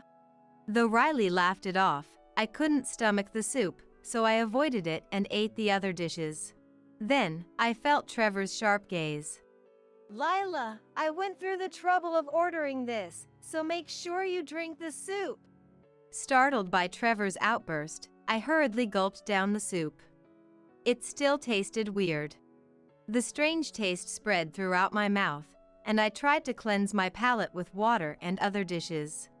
Gradually, my vision blurred, and I found myself slumping over the table. What's happening? I'm incredibly sleepy. This isn't good. I'll really fall asleep. I need to stay awake. As my consciousness faded, I could hear Riley's laughter. It seems to have worked. Dad, is that thing ready? Of course, it's all set. It's in the dresser drawer in the bedroom. The new ones are amazing, only 0.01 millimeters thick. We didn't have those when I was young. Realizing Riley and Trevor were discussing contraceptives, I felt a sense of danger but then lost consciousness completely. When I woke up, I was in a hospital bed. What happened? I murmured groggily. Oh, thank goodness. You're awake. Looking towards the voice, there was our neighbor, Luella. Luella immediately called the doctor, who explained that I had been given a large dose of sleeping pills. Sleeping pills! So that's why the soup tasted so odd. Then, I learned from Luella. Your dad and husband ran off in the car, so I accompanied you in the ambulance. I'm so glad you woke up safely. Really? Thank you so much. I'm sorry for the trouble. But what do you mean Dad and my husband fled in a car? Actually, Luella found out that the fire alarm was ringing at my in-laws' house and it wouldn't stop, so she decided to check on them. When she rang the doorbell, Trevor came out. Yes. What's going on, ringing the fire alarm like this? It's been going off for so long. Haven't you found the source yet? This is serious. I'm coming in. Please, it's okay. Don't come into the house. What are you talking about? We're supposed to help each other out in times of need. Luella said that, barging into the house, and found me lying listlessly in the living room. Oh my! You've collapsed from inhaling smoke. This is terrible. I need to call an ambulance right away. No, this is different. Trevor and my husband tried to deny it hastily, but Luella was convinced I had collapsed from smoke inhalation and called for emergency and fire services on the spot. Lila is just sleeping. That's right. My wife is just tired and sleeping. There's nothing to worry about. Despite their desperate explanations, Luella objected. It's strange that she won't wake up with such a loud noise going on. I'm worried. I wonder if the ambulance will arrive soon. Luella was frantic. Before we knew it, people had started gathering. Riley and Trevor began to sweat profusely. Soon after, Riley and Trevor hurriedly jumped into a car and fled, leaving me behind. That's why Luella ended up accompanying me in the ambulance. Such a thing. Thank you so much. I expressed my gratitude to Luella. Then, when I told the doctor about the conversation I heard between Riley and Trevor before losing consciousness, he grimaced and made a call, and I was informed that Riley and Trevor were also admitted to the same hospital. Riley and Dad are hospitalized. Why? Apparently, after fleeing the house in the car, Riley and Trevor were driving frantically to get as far away as possible. As a result, the car Riley was driving crashed into the wall of a mansion, causing an accident. Both were brought to this hospital by ambulance, severely injured with broken bones, but their lives were not in danger. Hearing the reason for their admission, I was overwhelmed with anger, disgust, and various other emotions. They got what they deserved. I'll never forgive them. I decided to hire a lawyer and sue over this incident. Then, sleeping pills were detected in the soup bowl I had finished, and Riley and Trevor were arrested for assault. The news even reported on the incident. Later, during the police investigation, they were rearrested for attempted rape. Trevor was stressed from being busy with Emerson's funeral and other matters, becoming frustrated. He was planning to visit a nightclub, but when Riley found out, he made a proposition to Trevor. Dad, if you're that frustrated, I can lend you Lila. But in return, give me Mom's kimonos. Eh? Really? I'd be thrilled to be with young Lila, but... Why Mom's kimonos? Are you running out of money? Yeah, I kinda blew through my savings. Riley had squandered his savings on gambling and offered me in exchange for Emerson's kimonos, which came from a distinguished family and were valuable. Riley knew this and proposed the trade to Trevor. Lila doesn't know I'm hooked on gambling. I've used quite a bit from our joint savings account, so I want to cover it up before she finds out. I see. But I can't imagine Lila agreeing to be with me. That's okay. I have a good idea. You still have some of Mom's sleeping pills, right? Emerson had been prescribed sleeping pills for her insomnia before she passed away. With those sleeping pills remaining, Riley and Trevor concocted their plan. They decided to dissolve powdered sleeping pills in the soup and proceed after I had fallen asleep. Perfect plan, right? This way I get money, and Dad's frustration is relieved. It's all good. Right. Let's invite Lila over for a dinner party next weekend. However, their scheme was abruptly foiled by the ringing of the fire alarm, leading to the foolish outcome of causing an accident in their haste to flee in the car. It turns out Riley and Trevor are hospitalized in the same room. Damn it! How did it come to this? It was supposed to be a perfect plan. If only the fire alarm hadn't gone off. In the end, we couldn't do anything with Lila and ended up getting seriously injured. What a mess. Damn it! As they openly wept and voiced their grievances, a nurse visiting their room informed them with displeasure. I had demanded compensation through a lawyer in the divorce proceedings, but both of them flatly refused to pay any settlement for the divorce. To demand compensation from me, her husband, in a divorce trial. Nothing actually happened, so it should be fine. That's right! In the end, all we did was give Lila sleeping pills and nothing else. Both their reasoning left me and my lawyer utterly dumbfounded.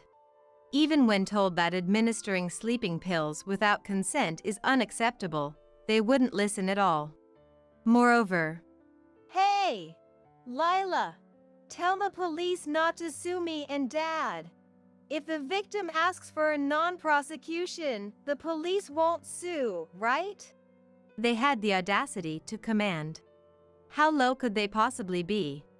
I continued to ignore them, but they persistently demanded not to sue and to ask for a lighter sentence. However, their demands suddenly stopped at one point. After giving orders every day, it was strange for them to suddenly cease. Curious, I decided to investigate. It turns out they had encountered a serious problem. The owner of the mansion whose wall was destroyed when Riley and Trevor crashed into it was furious and had demanded they pay for the repairs. The damage was extensive, so the cost of repairs was significant.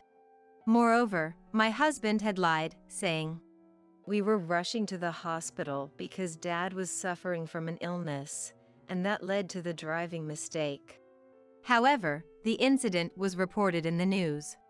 Upon learning the truth, the mansion owner became even more enraged and insisted on receiving both the repair costs and compensation from the divorce trial. As a result, Riley and Trevor seemed to have bigger problems than just dealing with me. "It wasn't on purpose. Please forgive us. We beg you." Riley and Trevor were pleading, but the mansion owner was unforgiving. They were told they must pay no matter what. Since the mansion owner hired a lawyer, Riley and Trevor also had to hire one to handle the situation. Since I had a lawyer as well, the compensation for the divorce was smoothly negotiated between the lawyers. Given their clear wrongdoing, our demands were almost fully met. I also demanded and received the money Riley had misappropriated from our joint savings account. Although I hadn't noticed his gambling addiction, I remembered how his overtime had suddenly increased at one point. Probably, he was lying about working late and going to pachinko instead. And so, I naturally proceeded with the divorce from Riley. The negotiations were handled by our lawyers, and though initially reluctant, Riley agreed to the divorce when I firmly insisted. Riley's lawyer played a significant role by convincing them that they were in a very unfavorable position and needed to show sincerity. Later, I went to thank our neighbor Luella again. Thank you so much. I don't know how to express my gratitude. Oh, I didn't do anything special. It's good that you're safe. Perhaps Emerson was looking out for you. Emerson, you say? What do you mean? After I was taken to the hospital in an ambulance, the firefighters came and checked the cause of the fire alarm. However, the only source of fire in the house was a candle on Emerson's altar, which no one should have lit. This wasn't enough to trigger the fire alarm, indicating a possible malfunction as there were no other signs of fire. Maybe Emerson is always watching over you? She was so happy to have such a lovely daughter-in-law, Luella told me with a smile. It might have been a coincidence, but even so, I felt a warmth thinking about Emerson's kind smile. After expressing my thanks to Luella again, I headed to a certain cake shop. This shop sells a chocolate cake that I've always loved. When I had promised to have tea time with Emerson, I wanted her to try the chocolate from this cake shop. After buying sweet buns, I went to the florist to buy flowers that matched Emerson's cheerful image, with a fresh impression, and headed to visit her grave. Offering the flowers and chocolate at the grave, I expressed my gratitude to Emerson. Dear Emerson, thank you so much. Your help saved me. Though I've divorced Riley, I will always love you, Mom. I wished I could have talked more with Emerson.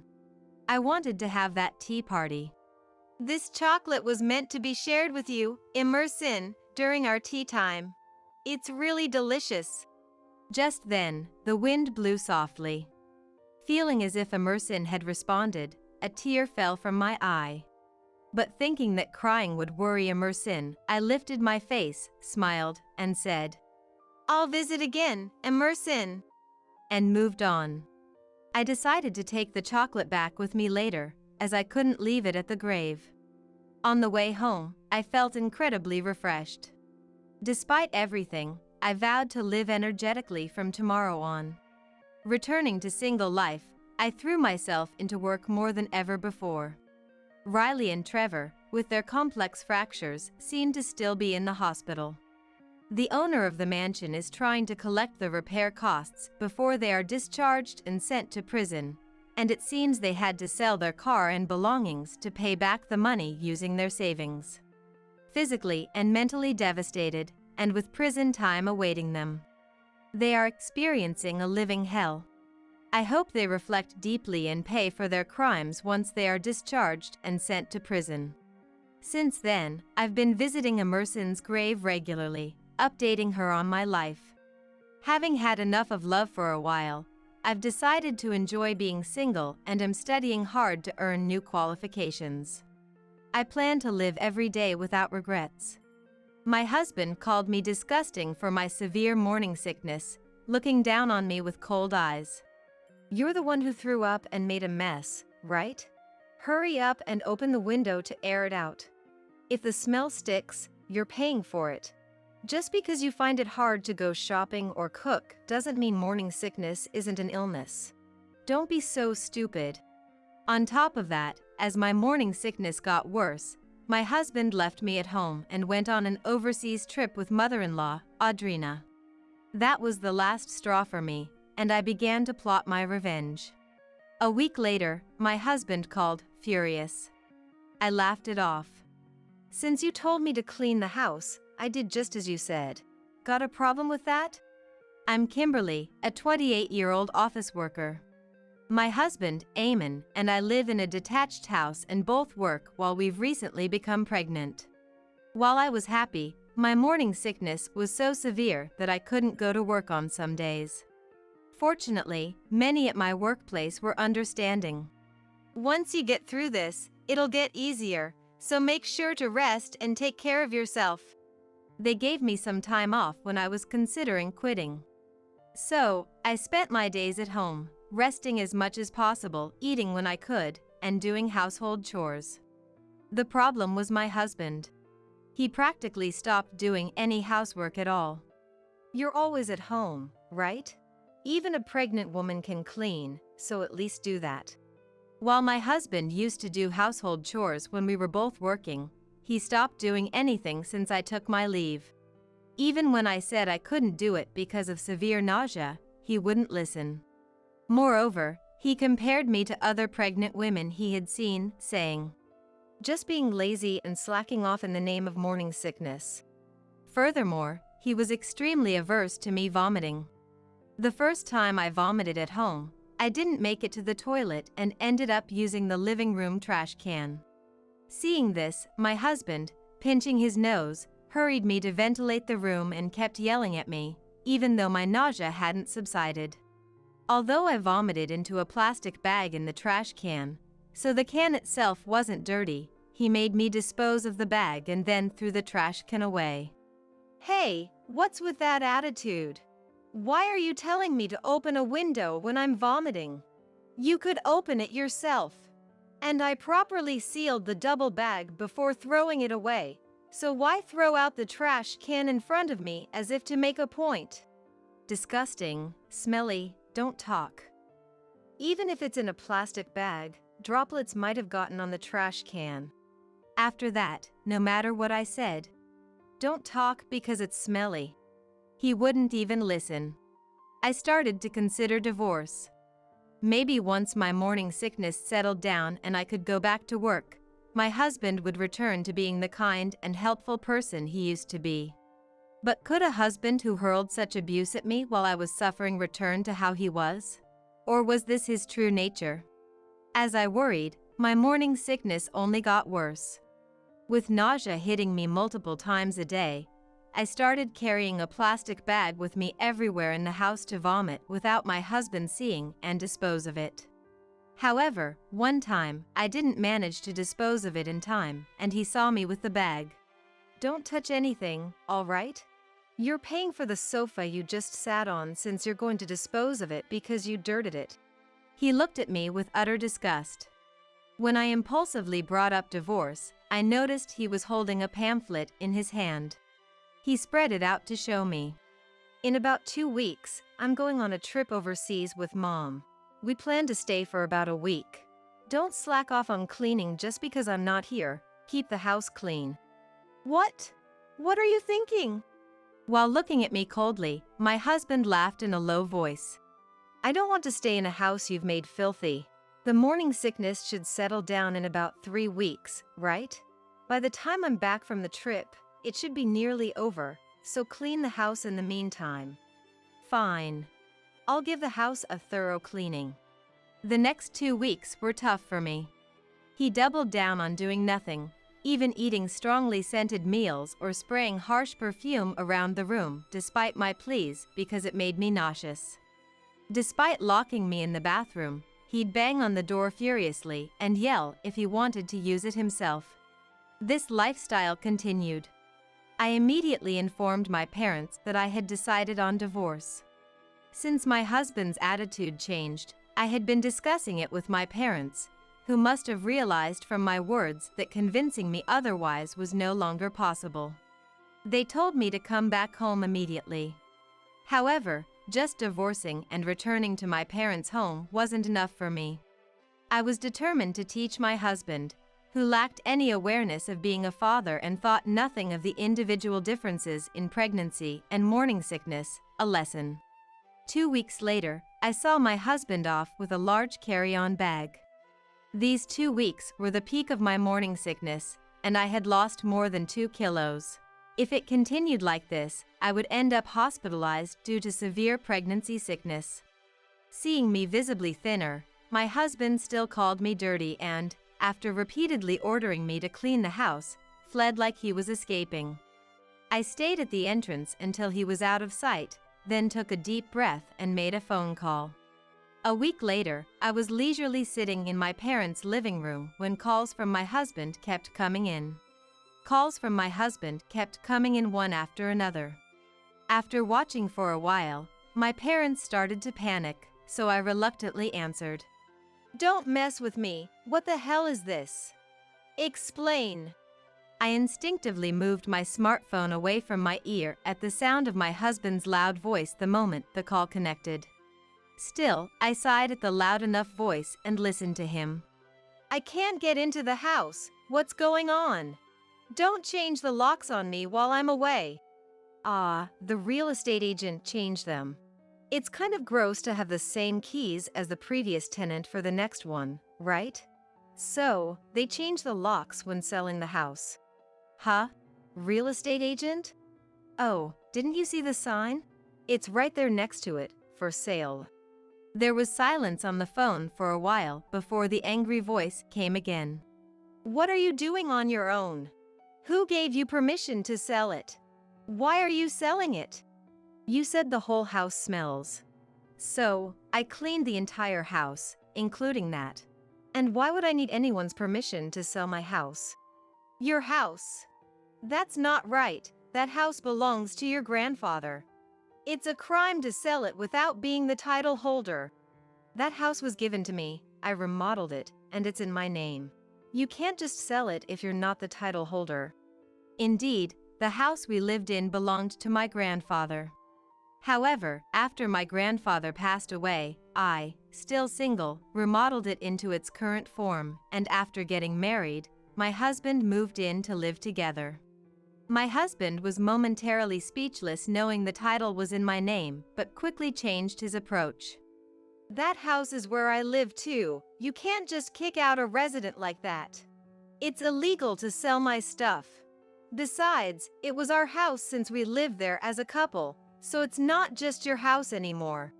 Unfortunately, that house was in my name before we got married. We never changed it to a joint title after marriage. Plus, I moved all the stuff out after, so your things are all safe. I did dispose of the sofa you said was smelly, though. My husband seemed panicked by the mention of moving out his belongings. He was asking where and when. It's at your grandmother's house. After all, you're away with Dad gone and no siblings. There was nowhere else to send it but your grandmother's when you went overseas with Audrina. Hearing his belongings were at his kind grandmother's house seemed to calm my husband for a moment, but his voice quickly filled with anger again. So, you're the kind of woman who sells the house and dumps the belongings while her husband is on a trip. I'm divorcing you. I'll sue for compensation in the divorce court because of this. It's a relief you're the one bringing up divorce. I don't want you to come to the house anymore, and I'll be heading there with my lawyer soon. So, goodbye. I wonder if my husband truly believed he could win if he took it to court. I calmed my panicking parents while contacting a lawyer. A week later, when I went to what my husband calls his in-laws' house, Audrina slapped me before I even entered the door. I had expected it and deliberately received the slap. Because of you, the house is a mess.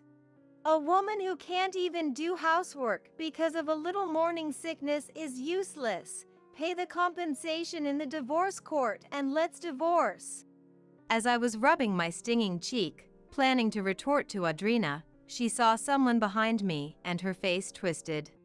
I thought you showed no remorse, but to strike immediately upon meeting is something else. Behind me was Carol, my husband's grandmother, looking furious. Hello. I'm really sorry for sending the belongings over so suddenly the other day. That's all right. If it hadn't been for that, I wouldn't have noticed at all. I had come to the in-laws' house, which was now the home of my husband's grandmother, who had kindly accepted his belongings. When I sent my husband's belongings, I included a letter of apology, detailing everything about our situation. As a result, the grandmother was furious with her grandson's husband for hurling terrible words at his wife suffering from morning sickness and leaving her to fend for herself. She was equally furious at Audrina for going on an overseas trip with him without admonishing such behavior. The grandmother, now 80 years old, is a gentle figure to her grandson but a disagreeable mother-in-law to Audrina. Since Audrina married into the family, her relationship with the grandmother, due to their clashing personalities, has always been like cats and dogs. Sure enough, Audrina, upon suddenly facing the grandmother, twisted her face in obvious annoyance, which only fueled the grandmother's anger further. After briefly addressing the shouting match between the two, I entered the house. There, my husband stood, dumbfounded next to the grandmother and Audrina. It might have been shocking for my husband to see his kind grandmother and mother arguing so fiercely. However, wanting to discuss matters with my husband without Audrina's interference, I had informed the grandmother of my visit in advance. And we started the divorce negotiation with my lawyer before Audrina could return. The process didn't take much time and ended smoothly. The compensation amount my husband had prepared for the divorce court and its basis were systematically dismantled by my lawyer, leaving him speechless. After a thorough division of assets and agreeing not to approach me except when visiting our child after its birth, my husband readily agreed, and our marriage ended abruptly. As I was leaving the house, the grandmother and Audrina were still standing next to each other. I addressed them briefly before departing, but they seemed too heated in their argument to pay me any mind. Subsequently, I began receiving a barrage of complaint-like emails from my ex-husband. Apparently, he became annoyed with the grandmother coming to the in-laws' house and meddling. Imagining my former husband and Audrina, who had shouted at me so boldly, becoming meek in front of a petite grandmother, finally brought me to laughter. However, the nature of my ex-husband's emails soon shifted towards seeking reconciliation. Every day there's shouting. They both ask me what I think when they're fighting, dragging me into it, and it's annoying. It's a lifetime request. Please, let me stay at your place. I'll do household chores or anything. I won't do anything terrible again, and I'll never say it. I want to meet our coming child too. I love you. I want to remarry you. I responded mechanically. I will not reconcile. As for the child, you can meet if you pay child support. And left it at that. Eventually, the messages from my ex-husband ceased. Apparently, unable to bear the living conditions, he left Audrina and went somewhere. Not providing any support, Audrina, not yet of pensionable age, is scraping by on her savings. Audrina herself contacted me with this news. No one's helping me. Please, I want to stay at your place. I only went on the trip with my son because he invited me. I had no idea you were suffering so much from morning sickness. She claimed, lining up convenient excuses over the phone, but when I threatened to report her to the police, the calls stopped. Apparently, the grandmother also refused to help, and Audrina, limited by her savings, began working part-time. Thus, she no longer had the energy to call or email me. However, the altercation between the grandmother and Audrina that day is well known throughout the neighborhood, and they saw me deliberately receiving Audrina's slap. Consequently, the neighbors have distanced themselves from Audrina, leaving her to live uncomfortably in her home. Seemingly unable to afford renting a new apartment, she spends her days diminishing in stature. Yet, living alone in a rent-free house should be manageable on a part-time income. My morning sickness has finally subsided, and I no longer vomit. The doctor, learning of my divorce and the circumstances around it, scolded me for accumulating too much stress, which wouldn't help in healing.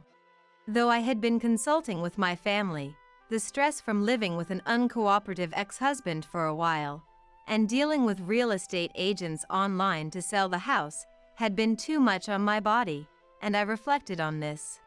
Moving forward, I plan to avoid stress and return to work. Anyway, I'll be taking maternity leave before giving birth, planning to live at my parents' house. Now, imagining the appearance of my unborn child brings me immense joy. As the days go by, my anticipation grows, and I can hardly wait to see what kind of child will be born. No matter what, I intend to raise my child with love. Risa, while you were away, I moved my parents' stuff into our house. What? What do you mean by that? While I was on a trip, my husband Polly had moved his parents' moving boxes into our house without asking. And on top of that, I received unbelievable treatment from Polly. You should not come back anymore. Polly doesn't want me to come back home anymore. Even though this house is where our family has always lived, Polly wants to kick me out and live with his parents. However, I had anticipated being kicked out by Polly and easily retorted, "Okay, I'll move out on my own." I sought advice from my dad, Mike, and took a certain action. First, I sent an email to someone and made a plan. I returned to America with Mike. And then, I came back to our house. I started to execute the plan as intended. Polly, who had been naively thinking he could live with his parents, was surprised by the unexpected turn of events. Actually, the plan I had made with Mike was: my name is Risa. I am a 45-year-old dietitian working in a hospital. Originally, I was supposed to follow in Mike's footsteps, but inheriting my mom's love for cooking, I became a dietitian. However, my beloved mom passed away before I graduated from college. After that, Mike started working in France, so we sold the house I was born and raised in, and I started living alone in an apartment. Being plain-looking since childhood, I've always been inconspicuous wherever I go. Moreover, attending girls' schools from middle school to university, I had no encounters with men, and I had never had a boyfriend. However, I was fortunate to meet good people wherever I went, and after graduating from college, I got married. At that friend's wedding, I met my current husband, Polly, who was 3 years older than me and a friend of the groom. He seemed like the type who would be popular with the ladies. Luckily, or perhaps coincidentally, he had just broken up with his girlfriend.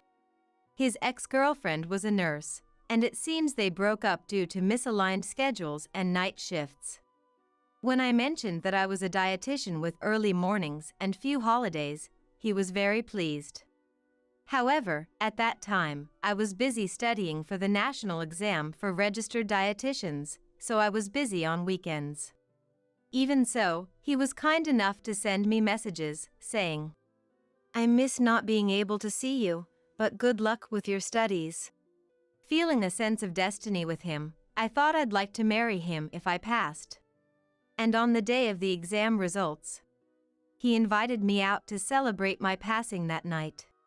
"Congratulations on passing! This is how I feel, would you accept it?" What he handed me was an engagement ring. He proposed to me right then and there. Overjoyed as if my passing was his own, I tearfully said yes right away. And so, our married life began. At first, we thought about living in an apartment, but with Mike's help, we bought our own home.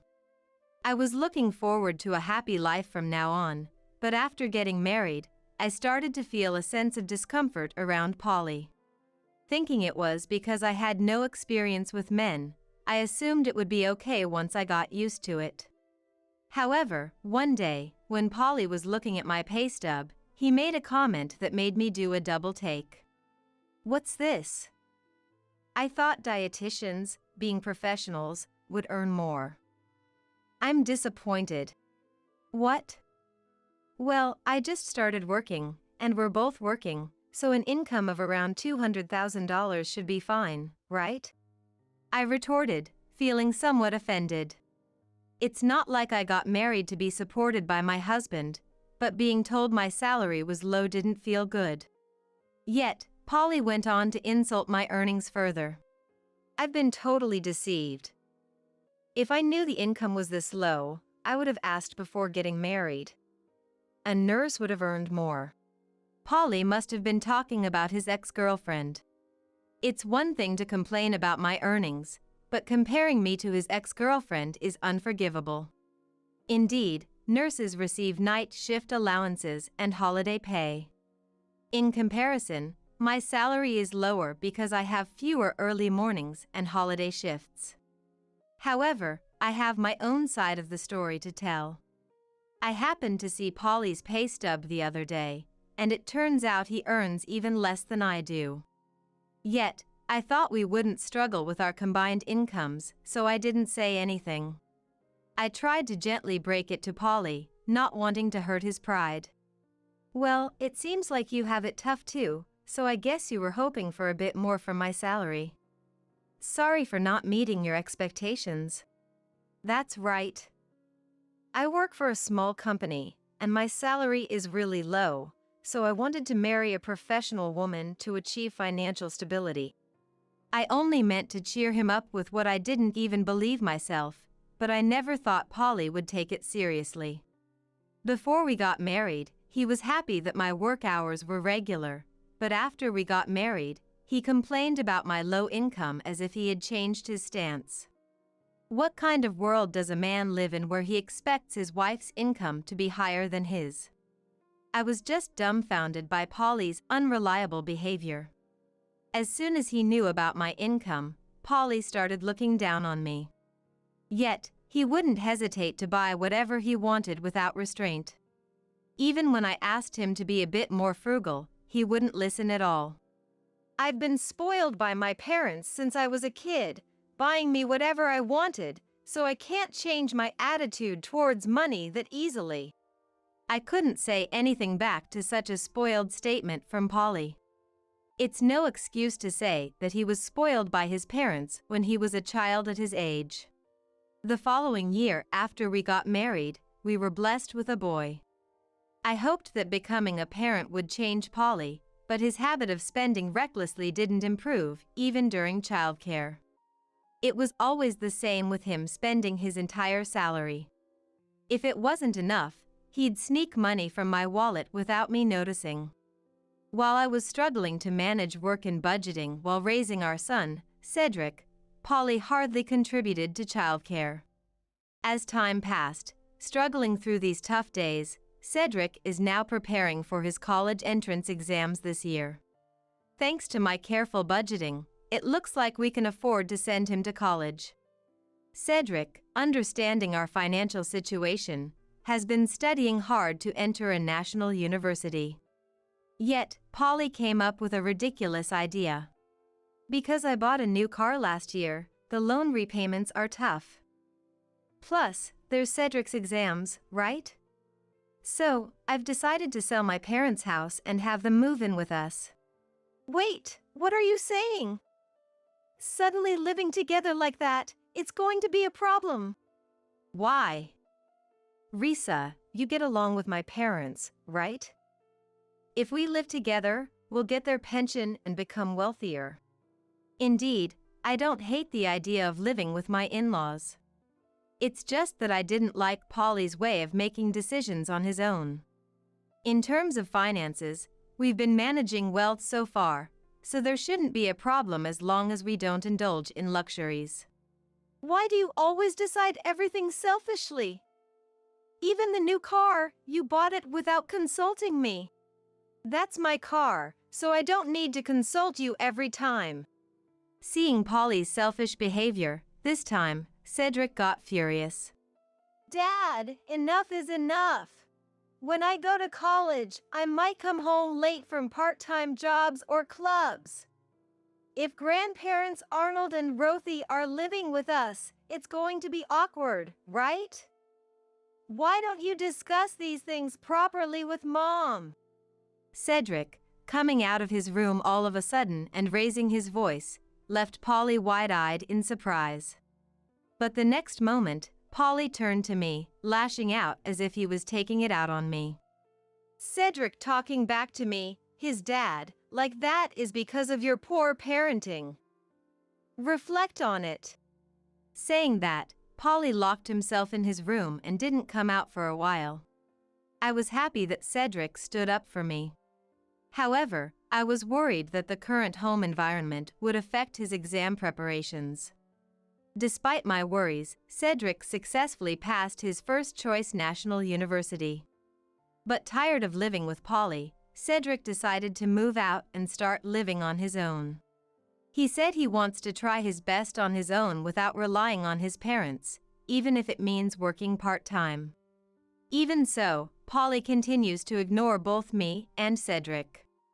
Ever since it's been just Polly and me at home, we don't even talk though we're in the same house. It feels suffocating. During these days, feeling mentally drained, I called my dad Mike in France to seek advice. Mike, worried about me, suggested I come to France for a while. I thought I couldn't take a long break because of my job, but it seems my colleagues were worried about my pale complexion recently. After explaining the situation, I was allowed to take some time off. However, I wanted to keep my consultation with Mike a secret from Polly. So, I told him I was invited on a trip by a friend. I hoped that if I was away for a while, Polly might cool down a bit. But heading to Mike's, an entirely unexpected situation unfolded. Starting with a call from Polly while I was in France. Risa, I've moved my parents' stuff into our house while you were away. What? What do you mean? What do you mean, what? I've been saying, haven't I? That I'd live with my parents. More than that, Dad and Mom are angry with you. They said a wife who spoils their son like you is the worst. No way. I couldn't believe what Polly was saying. My in-laws shouldn't be the type to speak ill of me like that. So, I've decided we'll live with my parents and me from now on. If you were here, it'd inconvenience my parents. After all, you're the strict wife who makes their son speak ill of them. Polly must have badmouthed me to my in-laws. Maybe the part about them being angry with me was also a fabrication. Angry, I thought about shouting something back. But, to stay calm, I just said, "I'll call you back later," and hung up. Luckily, Mike was home, so I immediately shared the phone call's content with him. Mike, looking disgruntled, shook his head. Polly, really? Relying on his parents at his age. That's what I'm saying. I don't understand why I have to be the one kicked out. After a long discussion, Mike came up with a suggestion that excited me.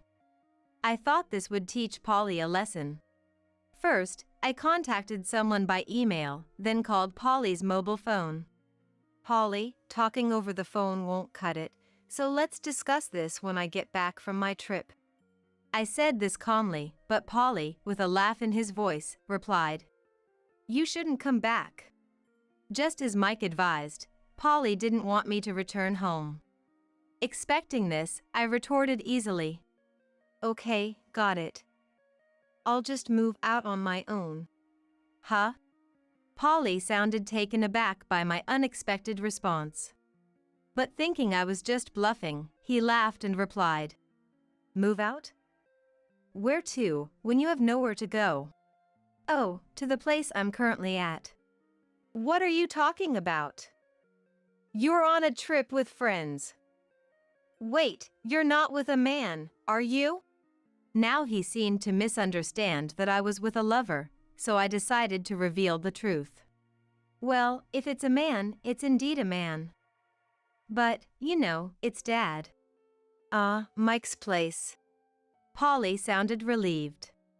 But he'd be surprised by the next part of the conversation. "Dad's living in a mansion in France now, so I've decided to live here too. That's why we're going to sell the house we've been living in." "What? What do you mean?" "Well, you should know, right? That house is in Dad's name, built for us." If I'm not living there, it's to be sold. What? But Dad and Mom are here right now. What are you going to do? That's what I said. It's no use talking over the phone.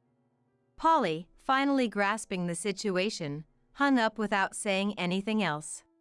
He can't possibly imagine the further tragedy waiting for him upon my return to America.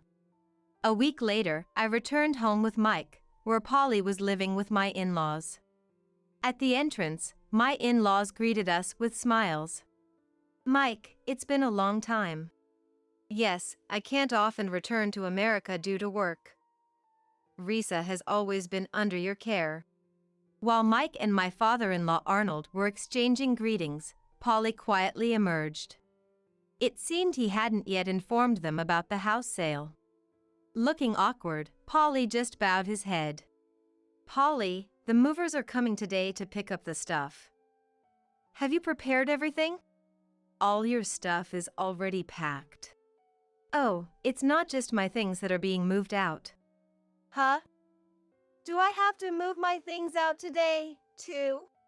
Polly's surprised shout caught Arnold's attention. "What's going on, Polly? Why are your things being moved out?" Polly, looking guilty, hesitantly explained the situation. Arnold became furious and started yelling at Polly. "You said this house was bought under your name with a loan so we could live together. Making your parents ashamed, unforgivable." Arnold's thunderous voice left Polly speechless. Then, the moving truck arrived. After my things were moved out, my mother-in-law Rothy came out to direct the movers. "Thank you for your hard work. Our stuff is prepared here, please take it." Rothy had neatly prepared all the household items, including Polly's. Seeing this, Polly was dumbfounded. "Mom? What's happening? Why are you packing Dad's stuff too? Where are you planning to take it?" Watching Polly panic and question Rothy, we all burst into laughter. "You've been completely fooled." "What? What's going on? Why is everyone laughing all of a sudden?" Indeed, this was all a plan to trick Polly, discussed in advance by everyone here. The first person I contacted by email from France was Rothy. Rothy had been worried about my tired appearance for some time. After repeatedly asking why, I ended up telling Rothy everything about Polly. Rothy was shocked, especially at the part where Polly blamed his extravagant habits on his parents spoiling him. Rothy tearfully apologized for her parenting in front of me, which made me feel guilty. But Polly's wasteful spending wasn't Rothy's fault. As I comforted Rothy, our bond deepened.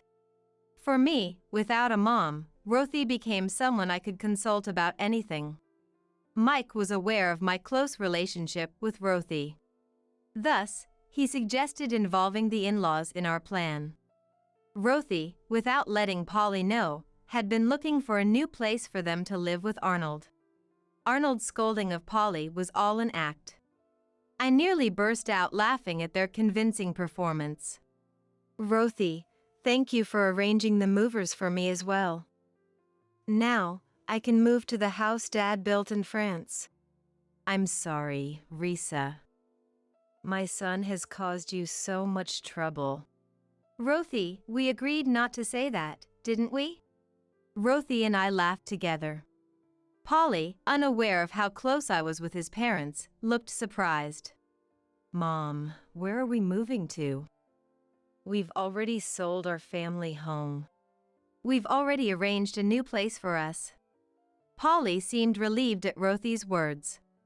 But that relief would soon be short-lived. "So, it was like that. I worried for nothing. Then I'll just go there too, right?" "What are you talking about?" "That's a senior living apartment for Arnold to live in with someone else. Polly, you're not a child anymore. Find your own place to live." As soon as Rothy said this, Polly's face turned pale. "That's impossible. I don't even have the money for moving, let alone find a new place." Indeed, Polly had squandered his salary on hobbies and entertainment, leaving him with no savings. No matter how he struggled now, it was his own responsibility. Desperate, Polly looked at me with pleading eyes. I could guess what he was about to say. By the way, Mike built quite a big house in France, right? I had no idea you were such a well-off lady. Listen, I'll do anything you say from now on, so could you take me with you to that house? Suddenly speaking in a sweet tone, he was indeed trying to rely on me. I had no intention of indulging such naive thoughts and firmly stated my position. I've been fooled by your kind words on occasion, but I can't forgive you anymore. You've barely contributed to our living expenses and have just been playing around. I don't want to be your wife anymore. I've already discussed this with Cedric on the phone yesterday, and we've decided to get a divorce. Cedric agrees it's for the best. I vented the feelings I had been holding back, feeling a sense of relief. My in-laws seemed to agree, nodding deeply. What am I supposed to do now? Polly cried, tears in his eyes, but my decision was firm. I presented him with the divorce papers and demanded his signature. Yet, Polly stubbornly refused to sign. Seeing this, Arnold showed his anger again. Polly, enough is enough. After all the trouble you've caused Risa, now you're thinking of relying on her parents' home.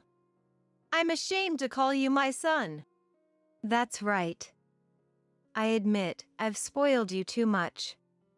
But Polly, you're an adult now. Stop being so selfish and start living on your own. Convinced by his parents' earnest persuasion, Polly shed tears. What? Even Dad and Mom? Do I have no allies here? Muttering so, Polly signed the divorce papers. He then arranged to store his belongings in a storage unit and left the house alone. Betrayed by the parents he thought were on his side, he was visibly shocked. However, the in-laws had decided to cut ties with Polly. Not just them. I also promised never to let Polly see Cedric again. This was a strong request from Cedric. He had always resented Polly for never acting like a father. With the divorce as an opportunity, Cedric wanted to sever ties with Polly. I thought it was for the best for Cedric. Rejected by his parents and disowned by his son, Polly must have lost the will to live. Having lost everything, Polly spent some time living in monthly rental hotels and internet cafes. But once he received his salary, he managed to move into an apartment where he could live alone. During the divorce, I gave Polly a small amount of money as part of our shared assets.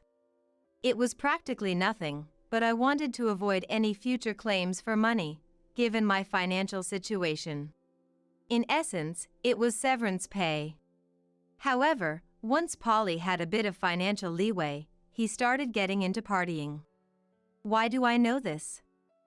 Because Polly contacted me, saying, I'll find a woman with a good income and make you regret leaving me. Initially, after becoming alone, Polly would contact me just to express his loneliness. But once he had money, his attitude became arrogant again. After some time, the communications from Polly suddenly stopped. I wondered if he had found a new girlfriend, but it turned out the situation was far more serious. According to the former in-laws, Polly had fallen for a nurse he met at a party. Despite not being reciprocated, Polly persistently pursued her. At worst, he even showed up at her apartment. As a result of his relentless stalking, he was reported and arrested in the act. The former in-laws, having intended to sever parental ties, were troubled by their son's scandal, feeling deeply sorry for them. Being a parent is tough. No matter how much you try to distance yourself, you're still responsible when something happens. Despite causing so much trouble for his parents, Polly seemed unrepentant. During the interrogation, It was true love, he kept insisting. This led to a judgment that he was not remorseful, and his release was delayed. Such a man is better off cooling his head in prison for a while. After all, a penniless man in his 50s chasing such ideals will only cause annoyance. Now, I live elegantly in a mansion in France with Mike. Still not accustomed to the environment and not fluent in French, I'm not working yet. However, I can't stay unemployed forever, so I'm attending French lessons. Once I'm proficient in the language, I plan to help out with Mike's company. As time passed, Cedric graduated from university. He then moved here to work at Mike's company. In fact, Mike had called him over with the intention of making Cedric his successor. It was lonely being apart from Cedric for 4 years, but now we can live together forever. This thought fills me with joy. Now that I've become quite fluent in French, I assist with Mike's company and work as a cooking class instructor locally. Though my marriage failed, my life in France is very fulfilling. Despite being in my mid-40s, this is an ideal environment to enjoy life. I've decided to forget my past self, who worried about being plain and unpopular, and live positively. After all, there's still so much more to come. Surely, Mom in heaven is watching over me. The older lady is fired. Clean everything up and leave. Carol, the president's daughter who became the head of the design department, said, "I've been with this company for 40 years and have designed 90% of our flagship products, but she seems unaware of that. So, I decided to take action. I'll clean everything up nicely before leaving," I said, and then wiped all my PC data and resigned. As a result, Carol faced an unexpected turn of events. I'm Victoria Simmons, 62 years old. I work in the design department of a stationery manufacturer. I've been here since I was a fresh graduate, for 40 years, and I'm still active even after retirement age. I strive not to be outdone by the younger ones. I lost my husband 10 years ago, and my daughter lives alone. It's hard to say this about myself, but I've designed 90% of the company's flagship products. Therefore, I believe I hold significant value to the company. Stationery is wonderful. It's about dreams. Designing for writing, drawing, painting, erasing, measuring, making each task functional and enjoyable. These designs cater to everyone, from schoolchildren to professionals. How long I can continue, no one knows. But since I love my job, I joke with the younger employees that I'll keep going until I can no longer stand. One morning, the President Kennedy, who I joined the company with, showed up at a meeting. It had been a while since he attended. He brought a woman with him. "Good morning, everyone. It's been half a year since I last saw all of you, hasn't it? Victoria, you're looking well." Kennedy and I joined the company in the same year. He used to be in sales, and we often talked at internal product presentations. Unlike the typical arrogant son of a president, he's sincere and humble. It's been 10 years since he took over from the previous president. Today, I've brought the replacement for the department head who recently left. Kennedy encouraged the woman beside him to greet everyone. She stepped forward and greeted. "Hello, I'm Carol Kennedy. I look forward to dedicating myself to the future growth of our company. Please, let's work well together." Everyone in the department was surprised. No one had expected the president's daughter to be appointed as the head of the department. As you all may know, our company is planning to expand overseas starting this year. We sent Carol to study abroad for a long time for this reason. She will help us create designs that are globally competitive. Let's all unite in this effort. After saying so, Kennedy left in good spirits. Wilson, one of the colleagues, approached me. "Victoria, what do you think about her? Carol, I mean. I've known Carol since she was a child. We've never spoken, but the president used to bring her to company recreation events. Haven't seen her in a long time, but she's grown into a fine young lady. I think the president wants to make use of her international experience. But whether she understands the design industry is another question. So, we'll see how she does, huh?" I could sense a hint of disdain for Carol in Wilson's expression. Wilson, we just need to focus on our responsibilities. Yes, you're right. I'm sorry. However, as it turned out later, Wilson's intuition was spot on. A month had passed since Carol took charge. We continued as usual, brainstorming new ideas for stationery and designing in front of our computers. Everyone, I have something to say. Is that okay?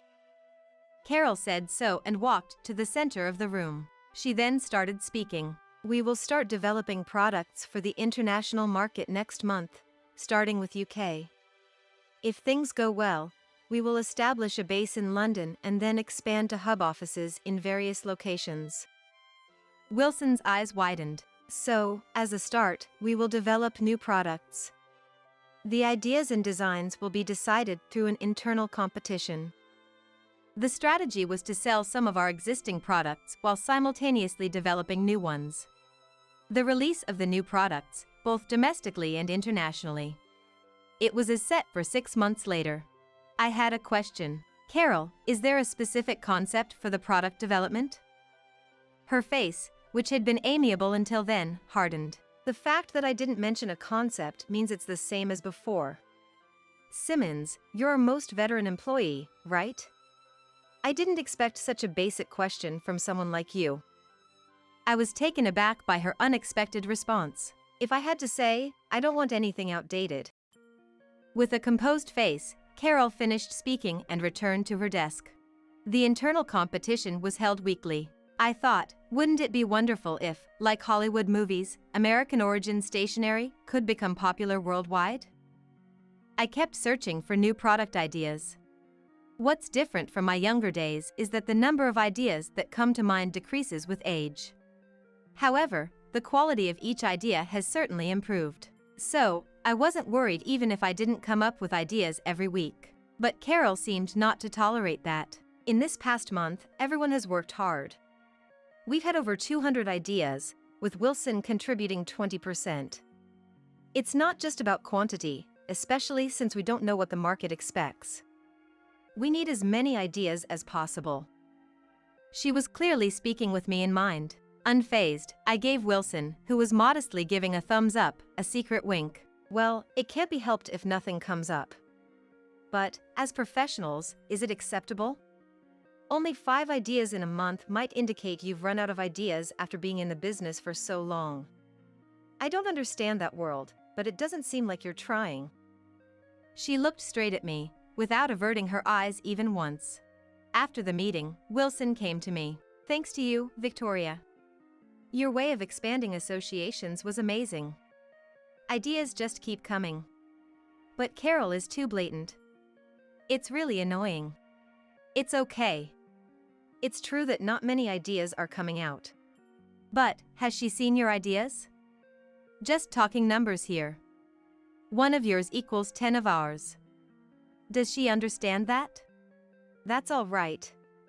Maybe the British won't like my ideas. The final judgment is by the users.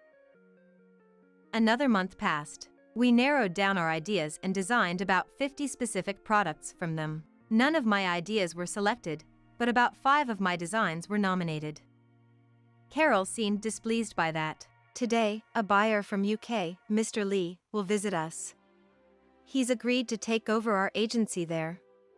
We hope to decide today, but at least we want to narrow it down to about 5. Especially the younger ones, look forward to it. In the afternoon, Lee arrived and headed to the conference room with Carol. They returned after about 3 hours. Congratulations, Wilson. I think it will be one of your 3 designs. Carol spoke to Wilson with a big smile. He looked surprised. Later, I heard that everyone thought one of my designs would be chosen. Thank you. But, are you sure? Shouldn't it be Victoria's? That's fine. Mr. Lee liked it, and so did I. Oh, yes. Thank you very much. Indeed, we can't match the sensibilities of the younger generation. Simmons, it's unfortunate, but that's how it is. Carol said that with a spiteful look. That might be true. I have no hard feelings about Wilson being chosen. In fact, I'm genuinely happy for him. It's wonderful when my colleague makes their mark in the world. I spoke from the heart. Then, Carol's face flushed with anger. That's so irritating. What's with this saintly act of yours? You can only come up with 4 or 5 ideas a month and still act so high and mighty. Do you think everyone respects you just because you've been here the longest? Her words were unexpected. I never thought she saw me that way, but at the same time, my anger was ignited. Excuse me, but how much do you actually know about design? Do you remember the process of selecting everyone's ideas and designs? None of the works you favored are left in the final selection. You lack a professional's eye. You don't understand our struggle. At that point, she lost her composure. Oh dear. To think you'd say such things to me. I'm a manager, you know? She approached me. Her eyes bloodshot. You're done here as of today. The older lady is fired. Clean everything up and leave. I was surprised by her sudden change, but I felt no resistance to her command to leave. Though I thought her remark about being an older lady was uncalled for. I understand. I'll clean everything up nicely before leaving. But I'm worried about what happens next. What are you talking about? Worrying about what happens after you leave? Don't pretend to care. The department will rejuvenate, and the young energy will keep coming. It's all good. She laughed triumphantly, looking as if her anger had subsided. I'm relieved to hear that. I'll start right away. I said emotionlessly and began clearing my belongings. There was nothing particularly important to keep or hand over, so I discarded almost everything. I saved my designs on my memory stick, wiped the PC data, yes, erased everything. I also cleared the shared memory on the internet. Hey, Simmons, don't forget to submit your resignation. It's the rule. Of course. After saying that, I immediately wrote my resignation letter and handed it to her. She remarked, "Wow, that was quick," and took it with a refreshing smile. I tried to appear relieved, but I couldn't tell how she perceived it. Then, until the end of the day, I went around bidding farewell to my colleagues. That night, they hastily organized a farewell party for me. Surprisingly, it turned into a chorus of criticism and complaints about Carol. I became increasingly worried about the future of the design department. The next morning, I woke up to bright sunlight. It seemed I had gotten drunk last night, for the first time in many years, so much so that I couldn't remember when last I had felt this way. I had forgotten to close the curtains on the east-facing window and slept through. Suffering from a rare hangover, I groaned while heading to the kitchen. I grabbed a bottle of water from the fridge and gulped it down. Then, I sat on the living room sofa, feeling blank. My mind was empty, but that was a sensation I hadn't felt since my student days, which strangely made me a bit happy. However, old habits die hard. Despite not feeling hungry, I thought I should make breakfast. Take it easy, you have all the time now. I said to myself and chuckled. Then I thought of calling my daughter and visiting her.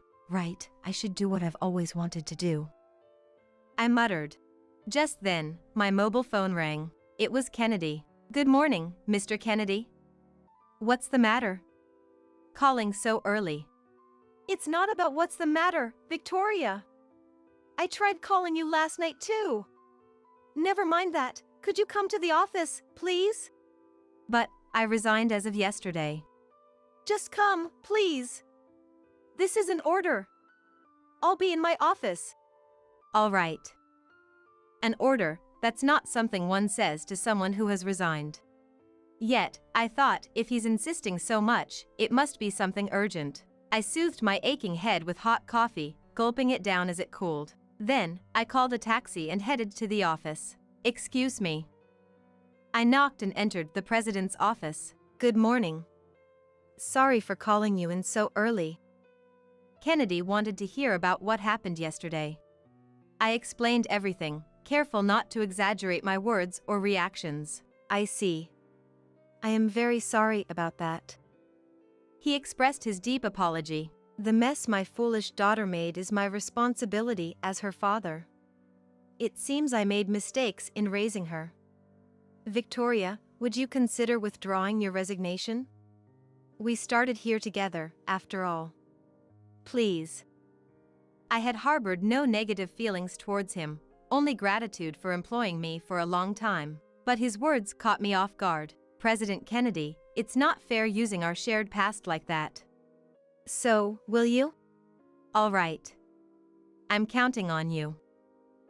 Morning. Saying that, he entered the design department office. I was told to wait in the hallway until called. The door was left open, so I could hear the conversation inside. Dad, what are you doing here? Did we have a plan? Do not call me Dad here. His uncharacteristically stern tone seemed to surprise Carol. I have a question for you, Carol. What is it? The two began to speak in a formal tone. Why did Victoria resign? Oh, as per her resignation letter. Personal reasons. Don't lie. Kennedy glared at Carol as he spoke in a low voice. It's not a lie. She left because of her age. The surrounding staff were all left speechless. Don't lie. I've heard everything about what happened. In that instant, Carol glanced sharply at the employees. Someone spilled the beans. And muttered under her breath. Suddenly, Kennedy raised his voice. Don't make a fool of me. Carol stood up, startled, her eyes wide open. Victoria. I was called and immediately entered the room. Carol's eyes were so wide open, it seemed they might fall out. Carol, I heard it from Victoria.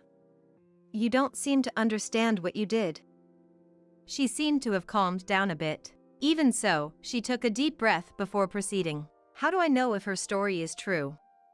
Fool! Carol collapsed to the floor. Who do you think you are? Don't underestimate the real world. Listen, you don't understand Victoria's value to our company at all. The conversation had turned into one between parent and child. It's not just about how long she has worked, Carol said defiantly. Kennedy was completely exasperated. How dare you? Victoria has been faithfully serving for 40 years, designing 90% of our flagship products. She's the backbone of our company. Without her, the design department would fall apart. She's irreplaceable. You, on the other hand, are easily replaceable. Understand? Carol was at a loss for words, but she bit her lip and glared at Kennedy. Then you should have told me that. How am I supposed to know if no one tells me? She spoke like a petulant child, and laughter could be heard from the staff. Carol glared at them. Seeing that, Kennedy turned towards the staff. Everyone, I am truly sorry. This incident is my responsibility as her father. That's right, I never wanted to be in this department in the first place. Dad is to blame. I thought my blood vessels might burst. You are unbelievably hopeless. Kennedy and Carol both looked surprised, caught off guard. I had made up my mind. Carol, let me be clear. You are not cut out for a managerial role. In fact, you have a fatal flaw as a professional. Your conversation with President Kennedy just now proves it. You may have forgotten, but you called me an older lady. And as I've said before, your judgment in design is non-existent. It's hopeless. Carol was still in shock. I've changed my mind and decided to come back to work, for the sake of the president and the design department. I've chosen to cherish my passion.